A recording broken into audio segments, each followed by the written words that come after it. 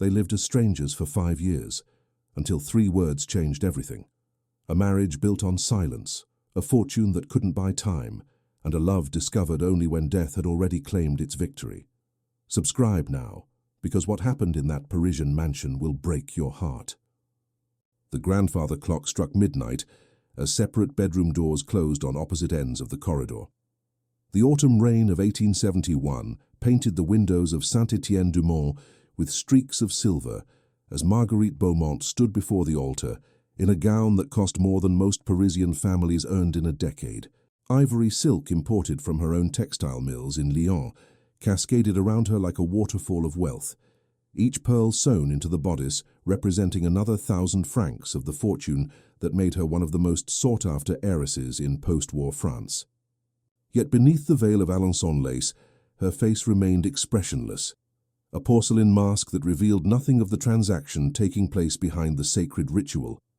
Beside her stood Baron Friedrich von Steinberg, 32 years old, with the bearing of Prussian nobility, and the haunted eyes of a man watching his ancestral legacy crumble into dust. His military uniform, pressed to perfection, couldn't quite hide the slight tremor in his hands, or the pallor that spoke of sleepless nights. He had travelled from his crumbling estate in Bavaria with nothing but his title, his pride, and a secret he would carry to his grave. The priest's Latin blessings echoed through the Gothic arches, witnessed by 200 guests who understood perfectly what they were observing. Not a union of hearts, but a merger of assets. The Beaumont fortune, built on mechanized looms and international textile contracts, purchasing the von Steinberg name, ancient beyond memory, respected across German courts. Marguerite's father, Henri Beaumont, sat in the front pew with the satisfied expression of a merchant who had just closed his most important deal. Beside him, Marguerite's mother dabbed at tears that were more relief than joy.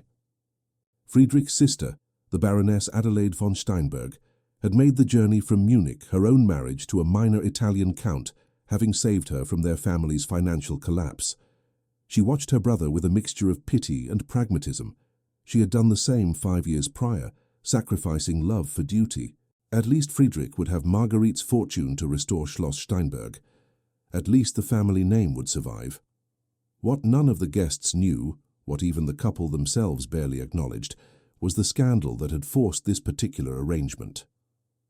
3 months earlier, Henri Beaumont's chief competitor had spread rumors that the Beaumont mills used substandard cotton, that their export contracts with England were built on lies, that the entire empire teetered on fraud.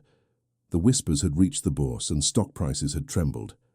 Henri needed respectability, needed old nobility to vouch for the Beaumont name. Friedrich von Steinberg, descendant of advisors to emperors, provided exactly that, at the price of every last franc the family could borrow for his passage to Paris.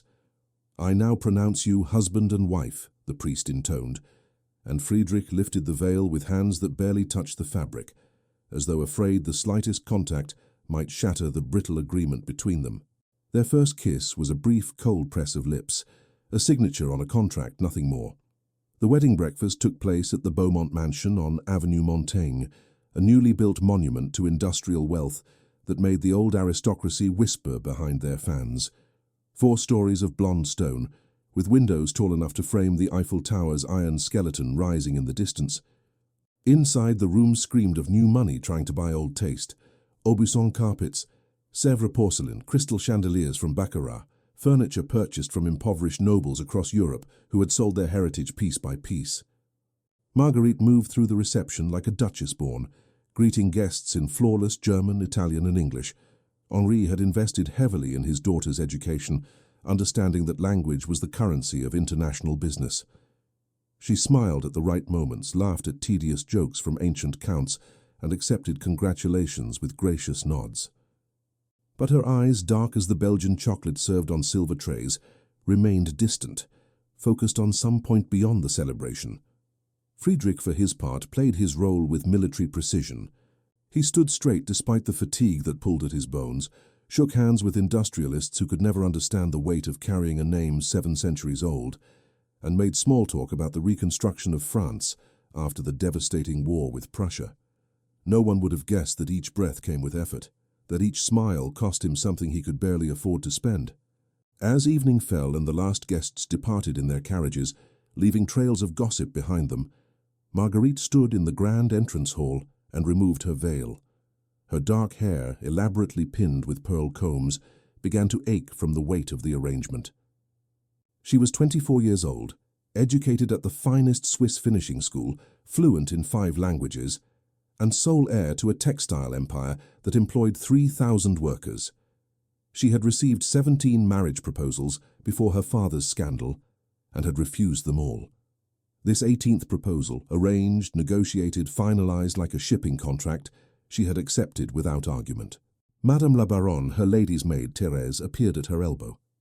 The elderly woman had served the Beaumont family for 30 years and knew Marguerite better than anyone.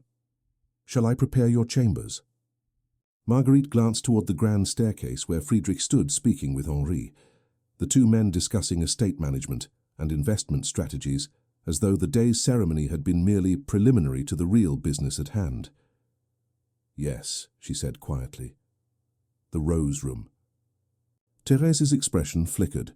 The Rose Room was in the east wing, as far from the master chambers as one could get while remaining in the same house. "As you wish, madame." The conversation between Friedrich and Henri concluded with a handshake. Henri retired to his study to review shipping manifests, leaving his new son-in-law standing alone in the cavernous hall. For a moment, Friedrich and Marguerite simply looked at each other across the black and white marble floor. 2 strangers bound by law, separated by unspoken agreements neither had needed to voice. "Your father has offered me the West Wing chambers," Friedrich said, his French accented but precise. "I trust that arrangement is acceptable to you." "Perfectly acceptable," Marguerite replied. East and west, opposite ends of the mansion connected only by the long central corridor and the servants' passages behind the walls. "I understand you manage your family's business affairs," Friedrich continued, each word carefully chosen, formal, distant. "I will not interfere with your work. I have my own responsibilities to attend to, correspondence with my estate managers in Bavaria, social obligations here in Paris. I appreciate your understanding, Baron." "Friedrich, please. We are married, after all." A bitter smile touched his lips. "Friedrich, then, and you may call me Marguerite." They stood in silence, the grandfather clocks ticking the only sound in the vast space. Outside, Paris continued its evening rhythms, carriages rattling over cobblestones, vendors calling out final sales, gas lamps flickering to life along the boulevards. Inside the Beaumont mansion, 2 people began the strange dance of a marriage built on everything except affection. "I should retire," Marguerite finally said. "Tomorrow I have meetings with our London contractors." "Of course. I have correspondence as well."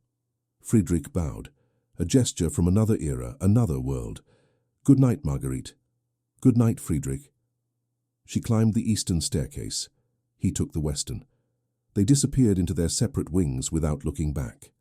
Thérèse helped Marguerite out of the wedding gown, unlacing the corset that had held her rigid through the day's performance. The Rose Room was lovely, papered in pale pink silk, furnished with delicate Louis XV pieces, overlooking the garden where autumn roses still bloomed despite the approaching winter. It was a room for a cherished daughter, not a married woman. "Will the Baron be joining you, madam?" Thérèse asked, though her tone suggested she already knew the answer. "No," Marguerite said simply. The maid's hands paused in their work. "Madame, if I may speak freely." "You may not," Marguerite interrupted gently. "Not about this." Thérèse nodded, understanding in her weathered face. She had been there the day Marguerite received news of Jean-Baptiste's death 3 years prior.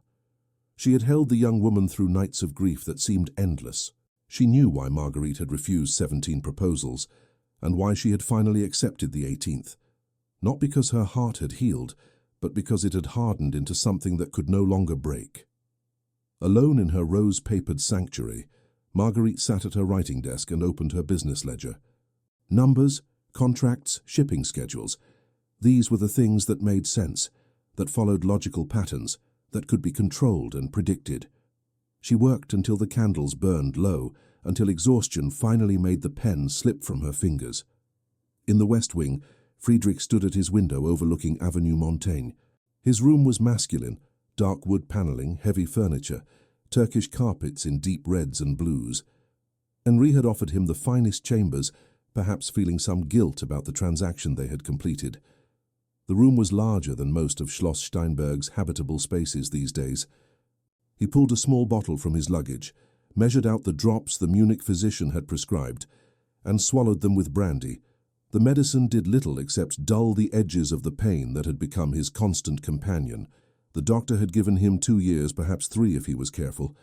Friedrich had not shared this diagnosis with anyone, not his sister, certainly not the Beaumonts. What purpose would it serve? His family's debts would be paid with Marguerite's money, Schloss Steinberg would be restored, and the von Steinberg name would continue. That was enough. That had to be enough.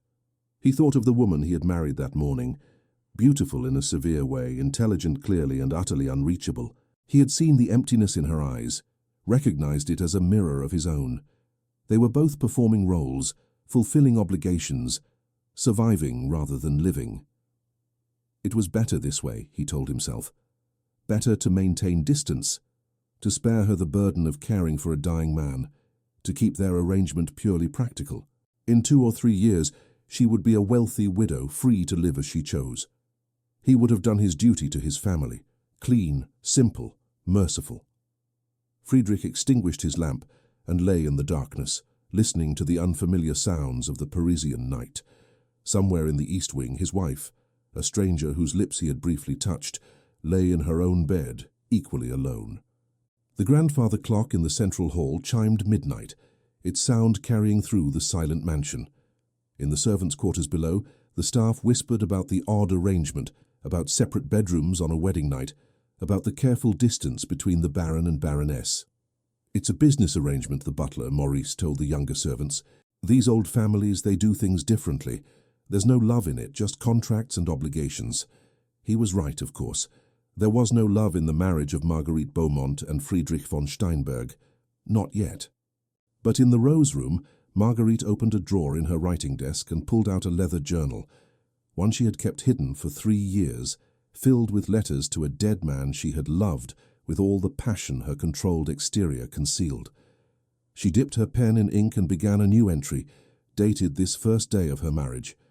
"Jean-Baptiste, I have become a stranger's wife today. I felt nothing. I fear I will never feel anything again. Perhaps this numbness is a mercy.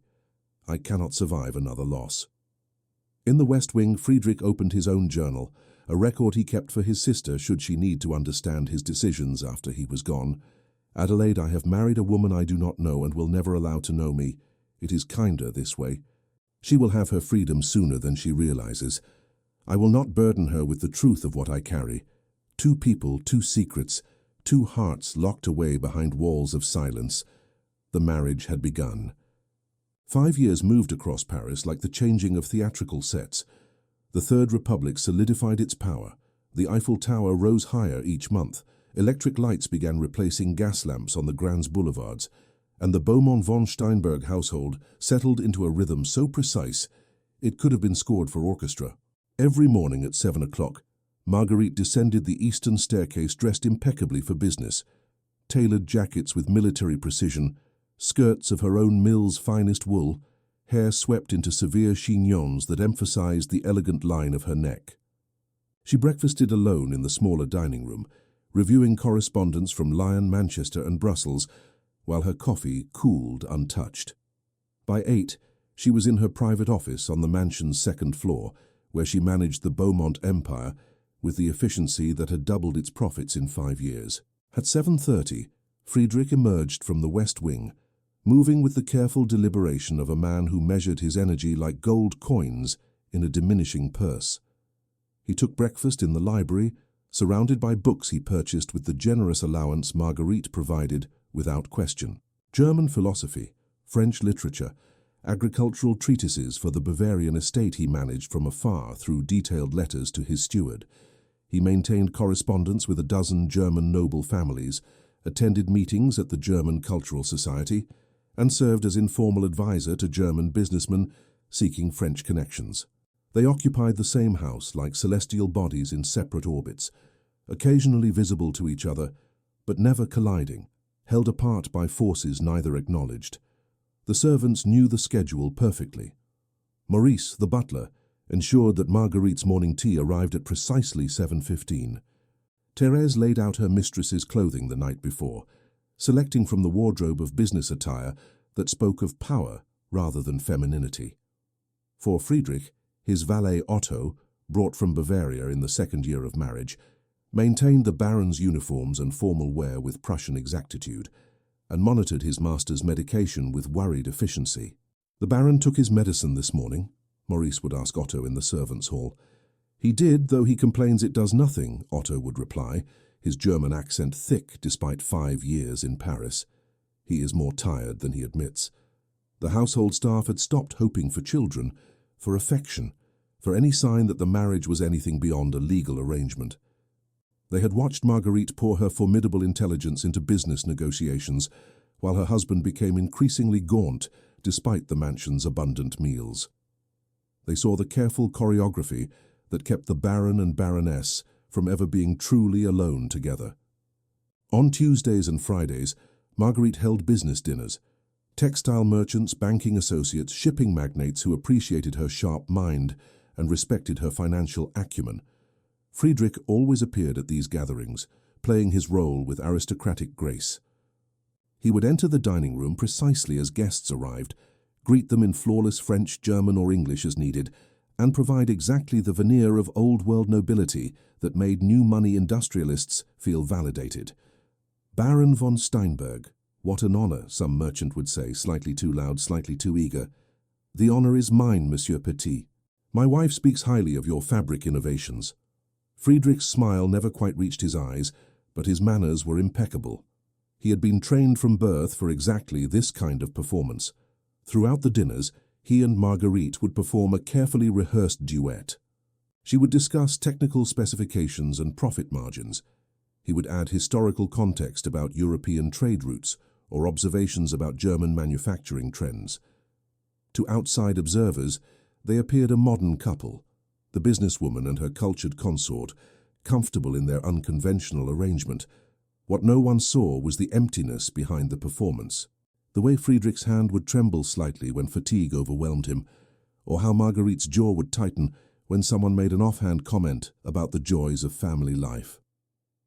They protected each other's secrets without ever discussing them, maintaining the facade with professional precision. After the guests departed, Marguerite would retire to her office to document the evening's business outcomes. Friedrich would return to the West Wing, where Otto would help him out of his formal wear and administer the stronger medications he never took in public view. On Wednesdays, Friedrich attended the German society meetings, returning with his shoulders a bit straighter, having spent hours speaking his native language with men who remembered when Prussia had seemed invincible. On Thursdays, Marguerite visited her father's offices in the financial district, where Henri Beaumont still commanded his empire despite advancing age. "Your husband looks unwell," Henri observed one Thursday in 1876, 3 years into the marriage. "Should we consult additional physicians?" "The Baron manages his own health, father," Marguerite replied, reviewing a contract without looking up, "as per our arrangement." Henri frowned, but said nothing. The arrangement had served its purpose. The scandal had been forgotten. The Beaumont name now carried the weight of German nobility, and business had never been better. If his daughter showed no warmth toward her husband, well, Henri himself had married Marguerite's mother for her dowry, rather than affection. These things were understood among their class. What Henri didn't know, what Marguerite barely admitted to herself, was that she had begun noticing details about Friedrich that her initial numbness had obscured. The way he would pause in the corridor when he thought himself alone, leaning against the wall with eyes closed, gathering strength for the next performance. How his German correspondence was always written in the early morning when his hands were steadiest. The titles of the books that accumulated in his library. Philosophy about meaning in suffering, poetry about beauty in transience. She noticed because she had begun against all intentions to pay attention. It started innocuously. One evening, she had been working late in her office when she heard piano music drifting from the music room. The mansion had a beautiful Erard grand piano that had sat untouched since her mother's death 2 years prior. Curious, she had moved silently down the corridor and found Friedrich at the keys, playing Chopin's Nocturne in E-flat major with such profound melancholy that she had frozen in the doorway, unable to breathe. He played like a man saying goodbye to something precious. When the final notes faded, Marguerite had retreated before he could discover her presence, but the image remained. Friedrich bathed in lamplight, his usually rigid posture softened, his face transformed by whatever emotion the music carried. For the first time since their wedding, she had glimpsed the human being beneath the aristocratic mask. She told herself it meant nothing. Curiosity was natural. One could notice a stranger's suffering without becoming involved. But after that night, she began listening for the piano. It played irregularly, sometimes twice in 1 week, sometimes not for a month, always late at night, always Chopin or sometimes Schubert, always with that same quality of beautiful grief. Friedrich, meanwhile, had developed his own unwanted awareness. He had observed, how could he not, the way Marguerite worked. Her office door often remained ajar, and passing through the corridor, he would glimpse her bent-over ledgers, solving problems that would have defeated most men. He heard her conducting business in the entrance hall, negotiating in rapid French with suppliers who had tried to cheat her, her voice cold and precise as she dismantled their arguments. She was magnificent in her element, a force of nature contained in silk and wool. He found himself timing his walks through the mansion to coincide with her business hours, just to catch these glimpses. He told himself it was merely intellectual appreciation, the way one might admire a well-designed machine. But there were other moments that troubled this rationalization. Once, he had come upon her in the conservatory, standing among the orchids her mother had cultivated. She held a watering can but wasn't watering anything, just standing motionless, staring at a white phalaenopsis with an expression of such profound loneliness that Friedrich had felt physical pain in his chest that had nothing to do with his illness. He had retreated without announcing his presence, but the image haunted him. Another time, he had been reviewing correspondence in the library when he heard her laughing, actually laughing, with Thérèse in the hallway. The sound was so unexpected, so genuine, that he had lowered his pen and simply listened until the laughter faded, and he heard her climbing the stairs, her businesslike footsteps resuming their usual rhythm. She was capable of joy then, just not with him. By the 4th year of their marriage, the household had settled into such rigid patterns that any deviation caused silent notice among the staff. When Friedrich missed a Tuesday dinner due to illness, Otto's worried expression spoke volumes. When Marguerite failed to appear for breakfast one morning, Thérèse found her asleep at her desk, having worked through the entire night to finalize a contract with English buyers. They were destroying themselves in different ways, these two strangers bound by law and separated by pride. The spring of 1875 brought an unexpected complication. Friedrich received word that Schloss Steinberg's restoration was nearly complete. 5 years of Marguerite's money had transformed the crumbling castle into something approaching its former glory. His steward wrote enthusiastically about new roofs, repaired foundations, restored gardens. The von Steinberg legacy had been saved. Friedrich should have felt triumph. Instead, he felt only the weight of obligation fulfilled, and the question of what purpose remained. He had accomplished what he had promised his dying father. The family name would endure. But at what cost? He looked around the Parisian mansion that had become his gilded cage, thought of the woman who funded his family's restoration while barely acknowledging his existence, and wondered if survival was truly victory. That night, he played the piano for 2 hours, working through Chopin's entire set of nocturnes, each one a conversation with ghosts and regrets. In her office, Marguerite heard every note. She had learned to recognize the pieces now, had even purchased the sheet music to follow along in her mind. She knew when he played Nocturne No. 20 in C-sharp minor, it meant he was in particular pain. The piece was short, manageable even when his hands trembled. She knew Nocturne No. 2 in E-flat major meant something had arrived in the mail from Bavaria, some reminder of the home he had left behind. She had begun keeping a journal of these observations, though she would have died before admitting it. Tuesday, April 13th. He played for an hour, mostly Chopin, but ended with Schubert's Impromptu No. 3. He paused twice, I think, from fatigue. The weather has been damp. Perhaps this affects him. It was madness to care. They had an arrangement. They were strangers who shared an address. Yet she cared. And in the West Wing, Friedrich kept his own private record. Monsieur worked until midnight again. I heard her pacing in her office. She carries too much alone. I wish... He had crossed out the last words violently, angry at himself for the weakness of wishing for things that could never be. The 5th anniversary of their marriage arrived in autumn 1876, with no acknowledgement from either party.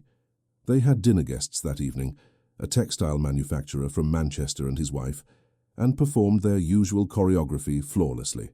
The guests left praising the Baron and Baroness's gracious hospitality, never suspecting that the hosts would retreat to separate wings without so much as a good night. But something had shifted, imperceptible, as the changing of seasons, but just as inevitable. Friedrich had begun leaving books in the library, volumes he thought Marguerite might enjoy, placed casually on side tables as though forgotten. German poetry translated to French, a treatise on the future of mechanized industry, a novel by George Sand. Marguerite read every single one and began leaving her own selections in return. Financial analyses she thought might interest him. A German philosophy text she'd struggled with, hoping his expertise might illuminate it.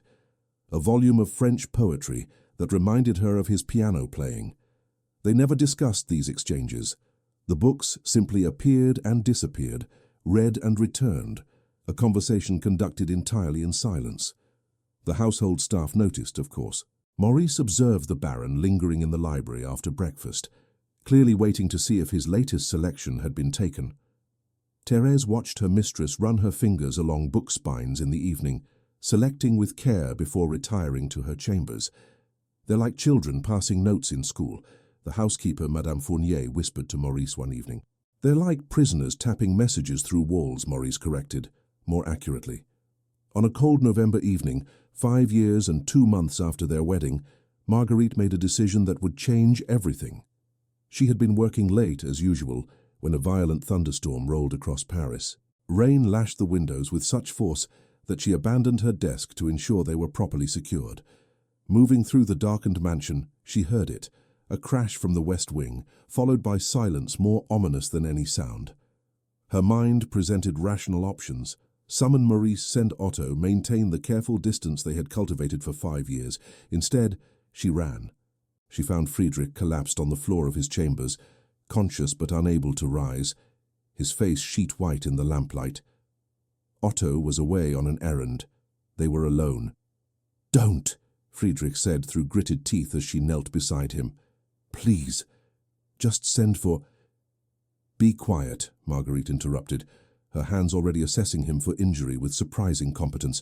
"Where does it hurt?" "Everywhere," he admitted, the medication bottle visible on the nearby table. "It's nothing. A moment of weakness. If you would simply—" I said, "be quiet." Her voice was sharp, but her hands were gentle as she helped him into a chair. She retrieved the medication, read the label, her German was excellent, and her face went very still as she understood what she was seeing. "How long?" she asked quietly. Friedrich closed his eyes. "Does it matter?" "How long, Friedrich? Since before we married?" 2 years, the doctor said. "Perhaps 3 with care." A bitter smile. "I have exceeded expectations." The thunder rolled overhead, shaking the windows. Rain drummed against glass. Marguerite stood motionless, processing information with the analytical mind that had built a business empire. Her husband was dying. Had been dying for their entire marriage. Every dinner, every polite exchange, every carefully maintained distance. He had been performing all of it while his body slowly betrayed him. "Why didn't you tell me?" The words came out barely above a whisper. What purpose would it have served? You married a title, I married a fortune. The arrangement benefited both our families. Friedrich opened his eyes, meeting her gaze directly for perhaps the first time in 5 years. "I spared you the burden of pretending to care." Something broke in Marguerite's chest, something she had thought Jean-Baptiste's death had shattered beyond any further breaking. "You spared me?" She laughed, a sound without humor. "You arrogant, noble, impossible man. You spared me. Marguerite, do you know what I thought? What I believed for 5 years? She was standing now, pacing like a caged animal. I thought you found me cold, unlovable. I thought our arrangement suited you perfectly, because the thought of actually being married to me was unbearable. Friedrich stared at her, colour returning slightly to his face, though whether from medication or shock she couldn't tell. You thought I found you cold. What else was I to think? You avoided me. You kept to your wing as though I carried plague. I was dying. Friedrich rose from the chair with effort, facing her. I am dying, Marguerite. Every day, a bit more. I will not burden you with watching it, with feeling obligated to what? To care. She stepped closer, anger and something more complicated flashing in her dark eyes. Did it never occur to you that I might have wanted the choice? That after 5 years of this silence, this distance, this performative marriage, I might have... She stopped, the unfinished sentence hanging between them like the pause between lightning and thunder. Might have what? Friedrich asked quietly. Marguerite looked at him, truly looked at him, for the first time in years. She saw the grey that had crept into his dark hair, the lines around his eyes that spoke of constant pain, the way he held himself as though every movement required calculation and courage. She saw a man who had chosen loneliness to spare her grief, who had built walls to protect her from his dying. And she saw with terrible clarity that somewhere in the 5 years of careful distance, of books exchanged in silence, of music played and overheard, of glances stolen and words unspoken, somewhere in all of that, she had begun to care. Nothing, she said finally, stepping back. I might have done nothing differently.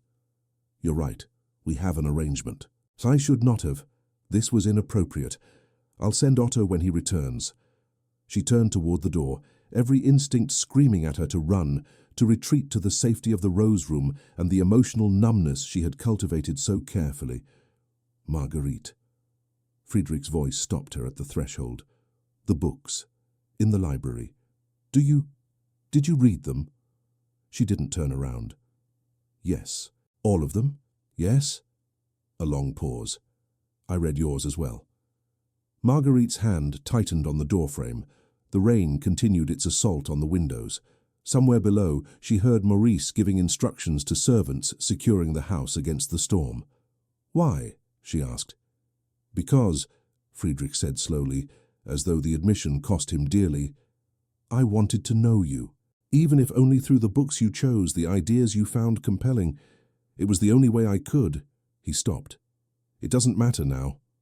It matters, Marguerite said, still not turning. Perhaps it's the only thing that does matter. The grandfather clock chimed 11.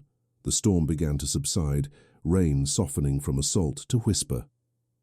Good night, Friedrich, Marguerite said finally. Good night, Marguerite. She walked back to the rose room with steady steps, closed the door and sat at her writing desk. But instead of opening her business ledger, she pulled out the leather journal, the one she had used to write letters to Jean-Baptiste. For the first time in 3 years, she did not write to a dead man. Instead, she wrote to herself, I have lived 5 years as a stranger to my own husband. Tonight I discovered he has been dying since our wedding day, and I discovered something far more terrifying, that I do not want him to be a stranger anymore, that I have not wanted it for longer than I can bear to admit. What am I to do with this knowledge? What am I to do with feelings that have come 5 years too late?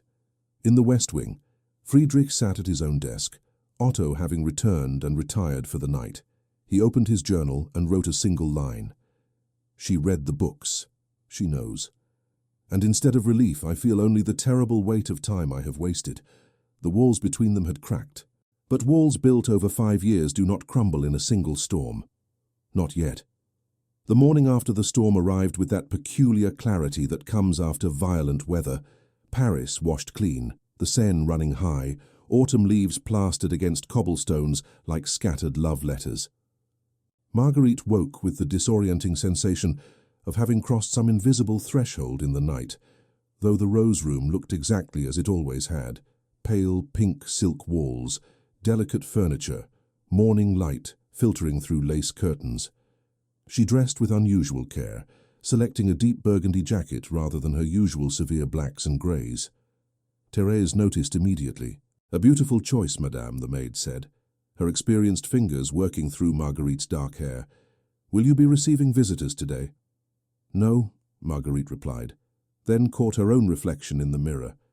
Why had she chosen this color? Why did her hands feel unsteady as she fastened pearl earrings? I simply felt the need for change. Thérèse's knowing smile remained diplomatically subtle. Marguerite descended the eastern staircase at her usual hour, her heart beating with an unfamiliar rhythm. Would Friedrich be at breakfast? They never breakfasted together. 5 years of careful choreography had established this. But after last night, after the things said and unsaid, would the pattern hold? The smaller dining room stood empty. Her tea waited in its usual place, correspondence stacked beside her plate. The relief she felt was indistinguishable from disappointment. She had just opened a letter from her Lion Mill manager when she heard footsteps in the corridor. Not a servant's brisk efficiency, but Friedrich's measured pace. Slower than 5 years ago, she realized with a pang she had no right to feel. He appeared in the doorway, dressed for the day, looking as though he hadn't slept any better than she had. For a long moment, they simply regarded each other across the breakfast room's expanse. "Good morning," Friedrich said finally. "Good morning." Marguerite's fingers tightened on her teacup. Are you well this morning?" The question was dangerous. In 5 years, they had never asked each other such things. Personal inquiry violated the unspoken treaty of their arrangement. "Well enough," Friedrich replied, and something shifted in his expression, a crack in the aristocratic mask. "May I join you, or do you prefer to breakfast alone?" Every instinct screamed at Marguerite to protect the distance they had maintained, to say she had work, meetings, obligations. Instead, she heard herself say, "Please, sit." He chose the chair across from her, rather than at the far end of the table, close enough for conversation, a revolution in their domestic geography. Maurice appeared with coffee and rolls, his face carefully neutral, though his eyes betrayed surprise. They ate in silence at first, but it was a different quality of silence than before. Charged, aware. The newspaper lay untouched. The correspondence remained unread. "About last night," Friedrich began. "We need not discuss it," Marguerite said quickly. "You were unwell, I overstepped. We can simply—" "I don't want to simply," Friedrich interrupted, then seemed surprised by his own words. "For 5 years we have simply. I find I am weary of it." Marguerite set down her cup with deliberate care. "What are you proposing?" "I don't know." He laughed, the sound rusty with disuse. "I am an expert in duty, in honor, in maintaining appearances. I have no expertise in this, nor do I." Marguerite's admission came quietly. "I thought I did once, before. But that was a different life." Friedrich's expression softened. "The man you loved, before our marriage." She looked at him sharply. "How did you—" "Your father mentioned him once. Jean-Baptiste Moreau. He said you refused 17 proposals because of him." Friedrich's voice held no judgment, only curiosity. "I never asked for details. It seemed an intrusion. He died 3 years before we married." The words came easier than Marguerite expected. She had not spoken Jean-Baptiste's name aloud in years. A riding accident, sudden, senseless. We had planned to wed that summer. "I'm sorry." "Are you? I thought my grief rather convenient for you. A wife with a dead heart makes few emotional demands." Friedrich flinched. "Is that truly what you believe? That I viewed your pain as convenient?" Marguerite looked away toward the window where rain-washed sunlight painted patterns on the floor. "I don't know what I believe anymore. For 5 years, I believed we were strangers who had made a practical arrangement. Last night suggested—" "I may have been wrong about several things. You were not wrong about the arrangement," Friedrich said carefully. "That was real, is real. But perhaps—" He stopped, seeming to wrestle with words. "Perhaps arrangements can evolve. Perhaps strangers can become less strange." Before Marguerite could respond, they heard the commotion in the entrance hall, luggage being brought in, a bright voice calling out instructions to servants, Maurice's deeper tones offering welcome. "Madame's sister has arrived." Maurice appeared in the doorway. "Mademoiselle Céleste Beaumont from Lyon." Marguerite stood so quickly she nearly overturned her chair. "Céleste?" but she wasn't expected until next month. Apparently, Mademoiselle decided to surprise you, madame. Moments later, a whirlwind in travelling clothes burst into the breakfast room. Céleste Beaumont at 19 was everything Marguerite appeared not to be. Effusive, romantic, given to dramatic gestures and unguarded emotions. Where Marguerite's beauty was severe and controlled, Céleste glowed with the unconscious radiance of youth. Her dark curls escaped their pins in deliberate disarray, her eyes sparkled with perpetual amusement, and she moved through life as though it were a grand adventure, waiting to delight her. Marguerite, she embraced her sister with unself-conscious affection. I couldn't wait another month. Lyon is unbearably dull, and father's business associates are all ancient and boring, and I simply had to see Paris. You don't mind terribly, do you? Of course not, Marguerite said, though her eyes flickered to Friedrich with something that might have been regret. The moment between them had been broken, the fragile conversation abandoned.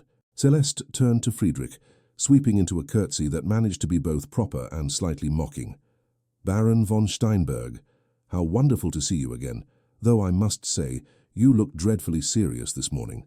Has my sister been lecturing you about textile margins? Céleste, Marguerite said warningly. But Friedrich smiled, a genuine expression that transformed his usually austere features.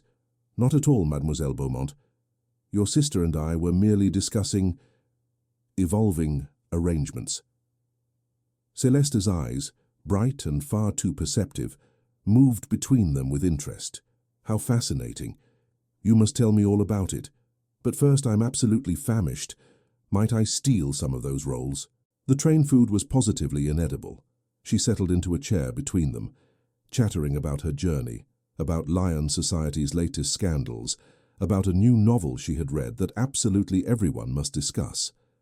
Her presence filled the room like sunlight, making the careful tension between Marguerite and Friedrich seem to dissolve, or perhaps merely hide. Yet as Céleste monopolized the conversation, Friedrich found himself watching the sisters together. He saw how Marguerite's expression softened when addressing Céleste, how genuine affection broke through the businesslike exterior. He saw the woman behind the Baroness, and something in his chest ached with a longing he had thought himself too practical to feel. Marguerite, meanwhile, observed Friedrich engaging with her sister's endless questions. He answered with patience and even humor, his French becoming less formal, his military bearing relaxing slightly. This was the man who played Chopin in the night, who left books as silent gifts, who had chosen loneliness to spare her pain. How had she not seen him before? You're both staring at me as though I've grown a second head, Céleste announced suddenly, looking between them with delighted suspicion. What has happened? And don't tell me nothing. I have excellent instincts for these things. Nothing has happened, Marguerite said firmly. We're simply pleased to see you. Liar. Céleste grinned, but I'll let it pass for now. Tell me, is it true that the Eiffel Tower will be finished next year? I absolutely must see it. And the opera. We must attend the opera. And there's a new exhibition at the Louvre that everyone in Lyon has been discussing. The morning dissolved into Céleste's enthusiastic plans. Maurice arranged for her usual room to be prepared, the blue chamber in the south wing, equidistant from both her sister and brother-in-law's separate accommodations. Thérèse oversaw the unpacking, while Céleste flitted between giving instructions and exploring every corner of the mansion. "It's so large," she exclaimed, peering into unused drawing rooms. "And so quiet. How do you bear it, Marguerite? Just you and the Baron rattling about like ghosts." "We manage," Marguerite replied, avoiding Friedrich's gaze. By afternoon, Céleste had reorganized their entire social calendar. She insisted they attend a salon that evening. "You cannot simply work all the time, sister." And Friedrich found himself agreeing to escort them both, something he and Marguerite had never done for purely social purposes. "Excellent." Céleste clapped her hands. "I shall wear my new Worth gown. Marguerite, you must wear something other than business attire. Perhaps that green silk you had made last year but never wore." "That dress is entirely impractical," Marguerite protested. "Perfect. We shall be impractical together." Céleste turned to Friedrich with conspiratorial glee. "Don't you think my sister would look magnificent in green, Baron?" It brings out the gold flecks in her eyes. Friedrich met Marguerite's gaze, holding it for a moment that stretched too long. I imagine the Baroness looks magnificent in anything she chooses. Celeste's delighted gasp was audible. Oh, this is splendid. Absolutely splendid. What is? Marguerite demanded. Nothing, sister dear, nothing at all. But Celeste's smile suggested she saw everything.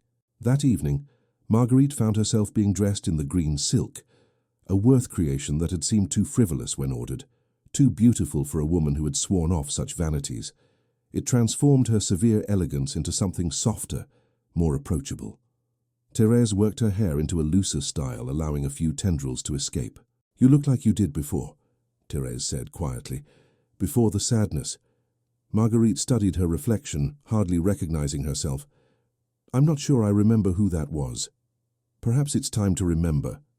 The salon they attended was hosted by Madame de Fontaine, a wealthy widow known for gathering artists, writers, and progressive thinkers.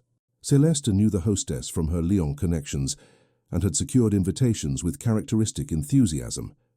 The evening was unlike anything Marguerite and Friedrich had experienced together. Their usual social appearances were business dinners, formal, strategic, performative. This was different. People actually conversed rather than negotiated. A pianist played in one corner, while poets recited in another. Someone demonstrated a new painting technique. Laughter came easily, without calculation. Celeste immediately disappeared into a cluster of young people discussing a new novel, leaving Marguerite and Friedrich standing together near the piano. Your sister is a force of nature, Friedrich observed. She believes life should be lived rather than endured, Marguerite replied. I find it exhausting. Do you? Or do you envy it? The question was too perceptive. Marguerite turned to face him fully. When did you become so observant of my thoughts? I have always been observant of you, Marguerite. I simply had the good sense not to mention it. Before she could respond, the pianist began Chopin's Nocturne in E-flat major, the same piece she had heard Friedrich play countless nights.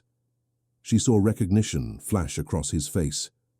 You know this piece, she said. Yes, you play it. I've heard you. Friedrich's expression shifted, surprise, then something more complicated. You've heard me play? Many times. For years. The admission came easier than it should have. Perhaps the green dress made her reckless. I listen. From my office. I didn't realize. He stopped, recalibrating. I thought I played only for myself. You did. I was merely an inadvertent audience.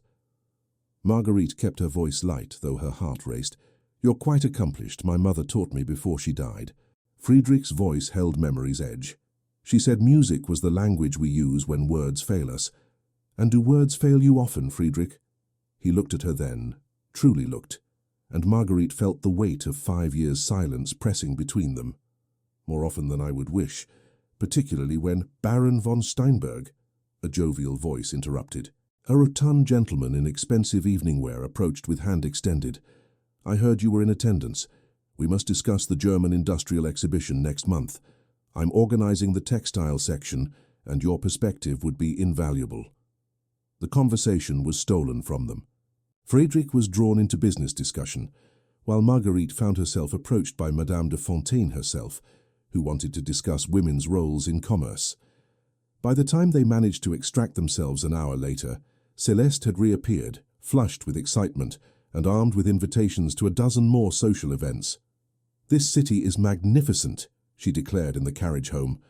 Everyone is so alive, so engaged with ideas. Lyon feels like a tomb by comparison. Marguerite, we must attend the poetry reading next Tuesday. And Friedrich, may I call you Friedrich? You must come to the art exhibition Thursday. Marguerite pretends not to care about such things, but I know she secretly loves them.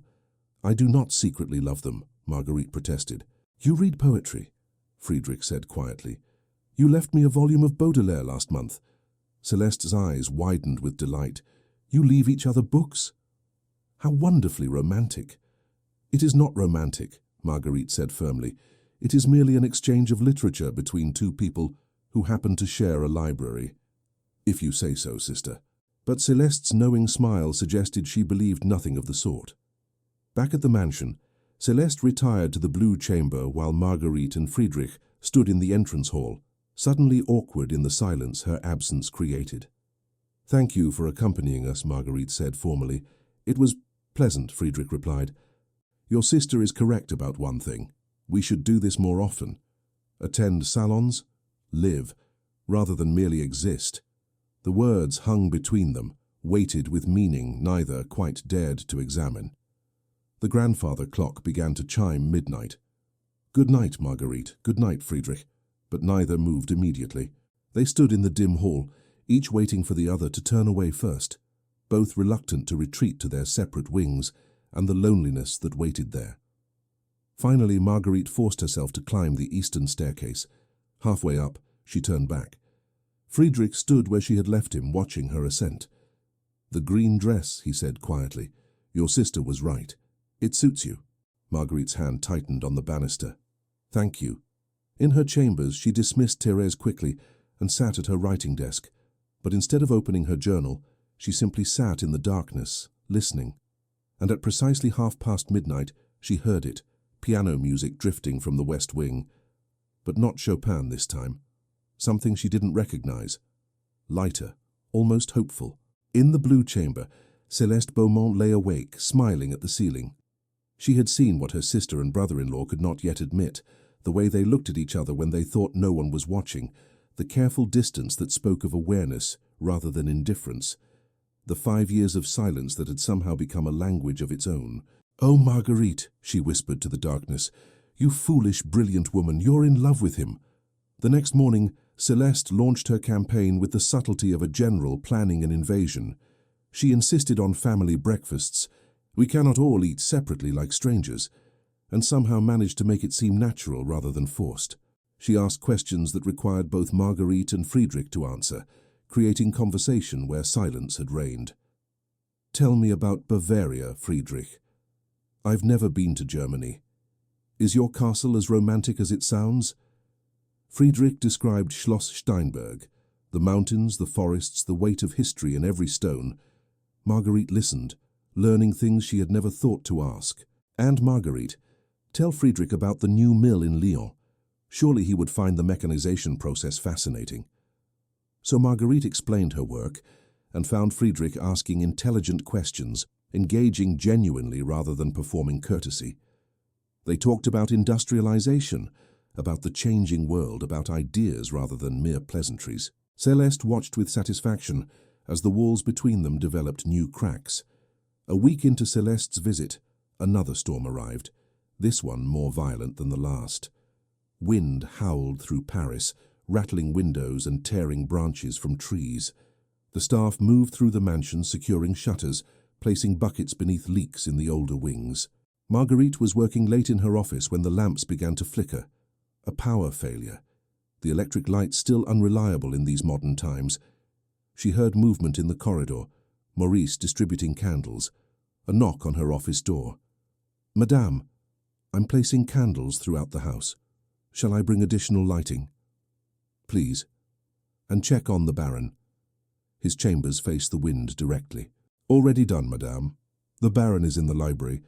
He asked me to inform you that several windows require securing on the second floor if you would like assistance."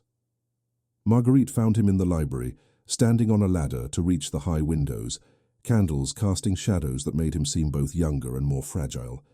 He looked exhausted, she noted with concern. "Let me help," she said, climbing the ladder before he could protest. They worked in silence, securing latches, their hands occasionally brushing as they passed tools. The wind screamed outside. Rain lashed the glass. "This reminds me of that night," Friedrich said quietly, "when you found me." "I think of it often," Marguerite admitted, "as do I." He paused in his work. "Everything changed that night." "Did it?" "We still maintain separate wings, still follow our routines, but not our silences." Friedrich descended the ladder, looking up at her. "We speak now. We breakfast together. We attend salons. Because of your sister's interference, yes, but also because we want to," Marguerite finished, climbing down to stand before him. The library felt very small suddenly, very intimate. Candlelight painted everything in gold and shadow. Outside, the storm raged.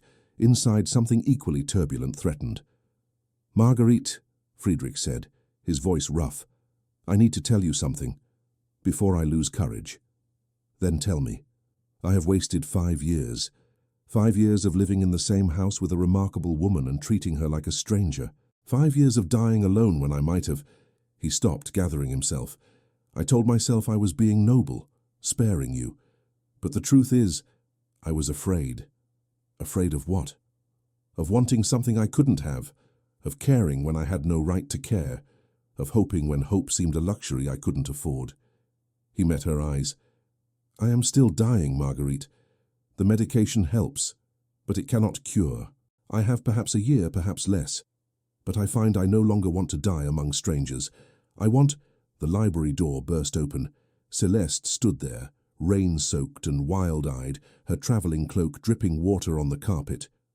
"There's been an accident," she gasped. "On the road to Lyon, a carriage overturned in the storm. Father." Father was inside. The world tilted. Marguerite heard Friedrich's voice as if from a great distance. "Maurice, send for a doctor. Celeste, sit down before you collapse." "Marguerite." But Marguerite was already moving, her mind shifting into the cold clarity that came in crisis. "What hospital? Which doctor is attending him? What injuries?" "Celeste, I need specifics." Through her sister's sobbing account, the facts emerged. Henri Beaumont's carriage had overturned on the rain-slick road between Paris and Lyon. He lived, but with serious injuries. He was calling for his daughters. "We leave at first light," Marguerite announced. "The storm makes travel impossible now. Friedrich?" She turned to him, and for the first time in 5 years reached for his hand without thinking. "Will you come with us?" He gripped her fingers, holding tight. "Of course, always." The word "always" hung between them, a promise and a tragedy given by a dying man to a woman who was just learning to hope. That night, Marguerite packed for Lyon while Celeste slept fitfully in the blue chamber. At 3 in the morning, unable to rest, she found herself walking through the dark mansion, past the library, past the music room, toward the west wing. She stopped outside Friedrich's door. Candlelight showed beneath it. She raised her hand to knock, then froze. What was she doing? What did she want? What right did she have to ask anything of him now, when her world was fracturing in new ways? Before she could decide, the door opened. Friedrich stood there in his dressing gown, unsurprised to find her. "I couldn't sleep either," he said quietly. "My father, if he dies, he won't. Henri Beaumont is too stubborn for death." A ghost of a smile touched her lips. "You've grown to know him well." "I've grown to know all of you well. Despite my best efforts to remain distant." Friedrich stepped back. "Come in. We'll wait together for the dawn." It was utterly improper. It violated every social code, every careful boundary they had maintained. Marguerite entered anyway. They sat in chairs by the window, watching Paris weather the storm. Friedrich poured brandy, and they drank in silence that felt companionable rather than awkward. "What were you going to say?" Marguerite asked finally. "In the library, before Celeste arrived. You said you wanted to know you," Friedrich finished, "for whatever time I have left. To be your husband in truth rather than merely in name. To stop wasting the present in service to a future I won't see." Marguerite's hands shook on the brandy glass. "And what of me? What of my future, Friedrich? When you're gone, you'll be free. Wealthy, titled, free to marry where you choose. You think I want freedom?" She laughed bitterly. "I had freedom after Jean-Baptiste died. 5 years of it, it felt like prison. Then what do you want?" She looked at him. This man she had married as a stranger, lived beside in silence, and only now was beginning to truly see. "I don't know. I thought I knew. I thought I wanted numbness, safety, distance. But Celeste arrives, and suddenly everything shifts. We have breakfast together. We attend salons. We talk. And I remember what it feels like to be alive rather than merely surviving." "Is that so terrible?" "Yes," the word burst from her. "Because you're dying, Friedrich. Because anything I allow myself to feel will be destroyed. Again. I cannot. I survived Jean-Baptiste's death by becoming ice. If I thaw for you, if I let myself care and then lose you, you think you have a choice?" Friedrich set down his glass, leaning forward. "Marguerite, do you imagine feelings are subject to your control? I tried for 5 years to not care about you. 5 years of careful distance. It failed spectacularly. You care about me? I have cared about you since I discovered you spoke 4 languages fluently and negotiated shipping contracts in your sleep. I have cared about you since I heard you defending your workers' wages to your father with such fierce conviction I wanted to applaud. I have cared about you every moment of our marriage, and I have hated every second of pretending I didn't. Marguerite stood pacing to the window. Rain had softened to drizzle. This is madness. Complete madness, Friedrich agreed. But I am dying, Marguerite. I am running out of time for sanity. She turned to face him. And I have already buried the man I loved. I have no courage left for that pain. Then don't be brave. He rose, crossing to stand before her. Be honest. Tell me you feel nothing. That these weeks of breakfasts and conversations and shared glances mean nothing to you. Tell me, and I will retreat to my wing, and we will resume our 5-year silence. But tell me the truth. Outside, Paris began to lighten with the approaching dawn. Inside, Marguerite felt 5 years of careful walls crumbling, revealing the terrifying truth beneath. I can't, she whispered. I can't tell you I feel nothing because it would be a lie. Friedrich's hand came up to cup her face with infinite gentleness. Then what can you tell me? That I'm terrified, that I'm furious with you for making me care, that I don't know how to do this, how to love someone who's leaving. Her voice broke. I don't know how to survive losing you. You've already survived losing someone you loved. You're stronger than you know. I don't want to be strong. I want... She stopped, the admission too large, too dangerous. What do you want, Marguerite? She looked up at him, this man she had married in silence and was discovering in pieces. More time. I want more time with you. Time to know you properly. Time to... She couldn't finish. Time to love me? Friedrich asked softly. Marguerite's breath caught. Perhaps. I don't know. All I know is that 5 years of silence suddenly feels like 5 years stolen, and whatever time remains feels unbearably precious. Dawn broke fully across Paris, painting the room in rose and gold. Outside her office, Marguerite heard servants beginning their morning routines. Soon they would need to prepare for Lyon, for her father's bedside, for whatever crisis awaited. But for this moment in Friedrich's chambers as the storm ended and the city woke, they stood together in truth for the first time in their marriage. When we return from Lyon, Friedrich said quietly, when your father is well, when Celeste stops interfering quite so enthusiastically, may we try again? Not as strangers playing roles, but as 2 people attempting something neither of us planned. Something like what? A marriage. A real one. Marguerite felt tears threatening, the first in years, and found she didn't have the strength to hold them back. I'm going to lose you anyway. A real marriage just means it will hurt more. Yes, Friedrich agreed. It will hurt impossibly more, but it might also be worth it.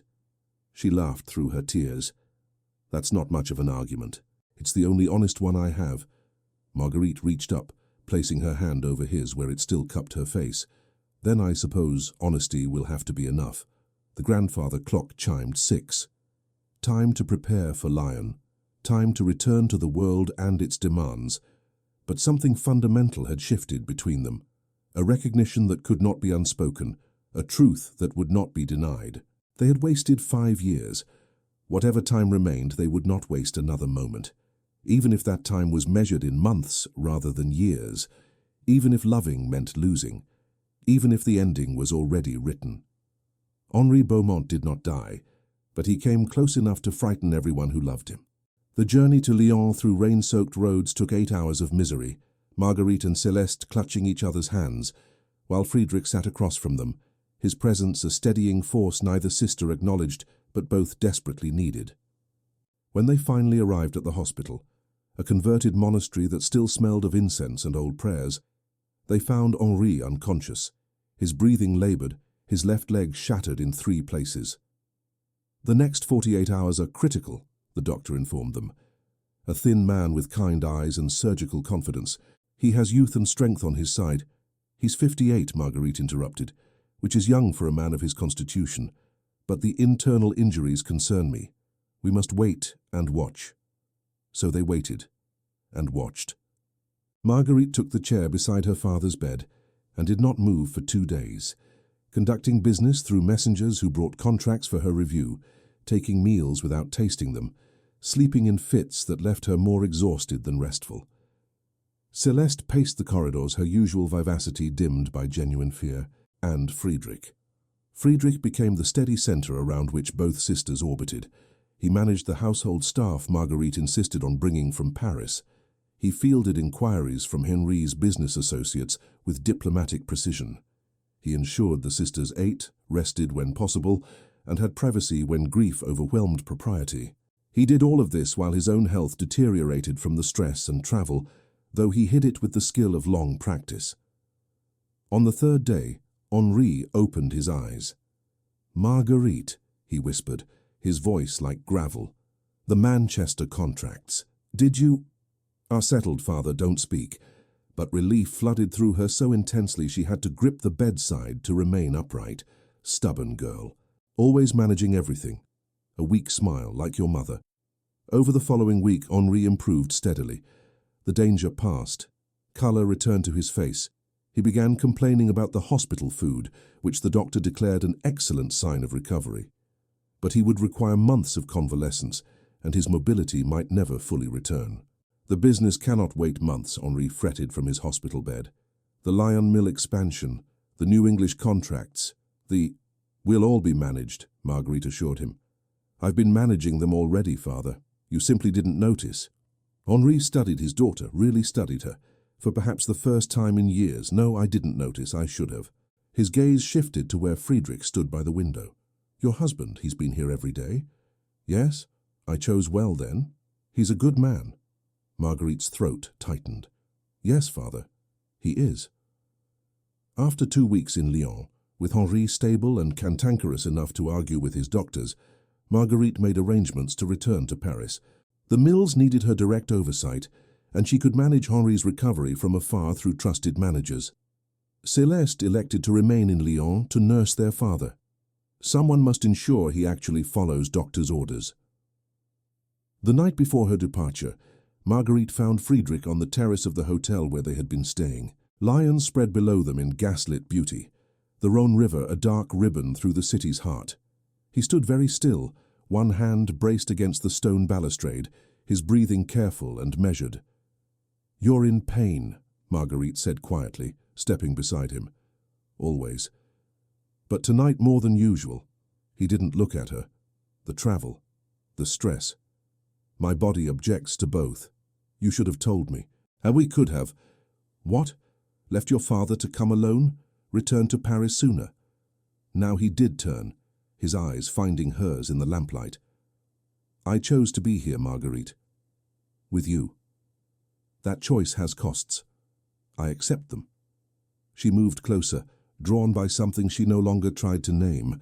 "Friedrich, when we return to Paris, everything will be different," he finished. "We both know it. We can't unknown what we've learned these past weeks. What have we learned?" He smiled, sad and knowing, "that we're very good at pretending to be strangers, but very bad at actually being them." The train journey back to Paris took place in a private compartment Friedrich had arranged. As the French countryside rolled past the windows, Marguerite finally allowed exhaustion to claim her. She fell asleep sitting upright, her head gradually listing until it rested against Friedrich's shoulder. He remained motionless, barely breathing, terrified of waking her. She slept for 3 hours while he watched the landscape change, felt the weight of her trust against him, and tried not to think about how little time remained to earn that trust properly. When she woke, she didn't immediately move away. "I'm sorry, I didn't mean to. Don't apologize."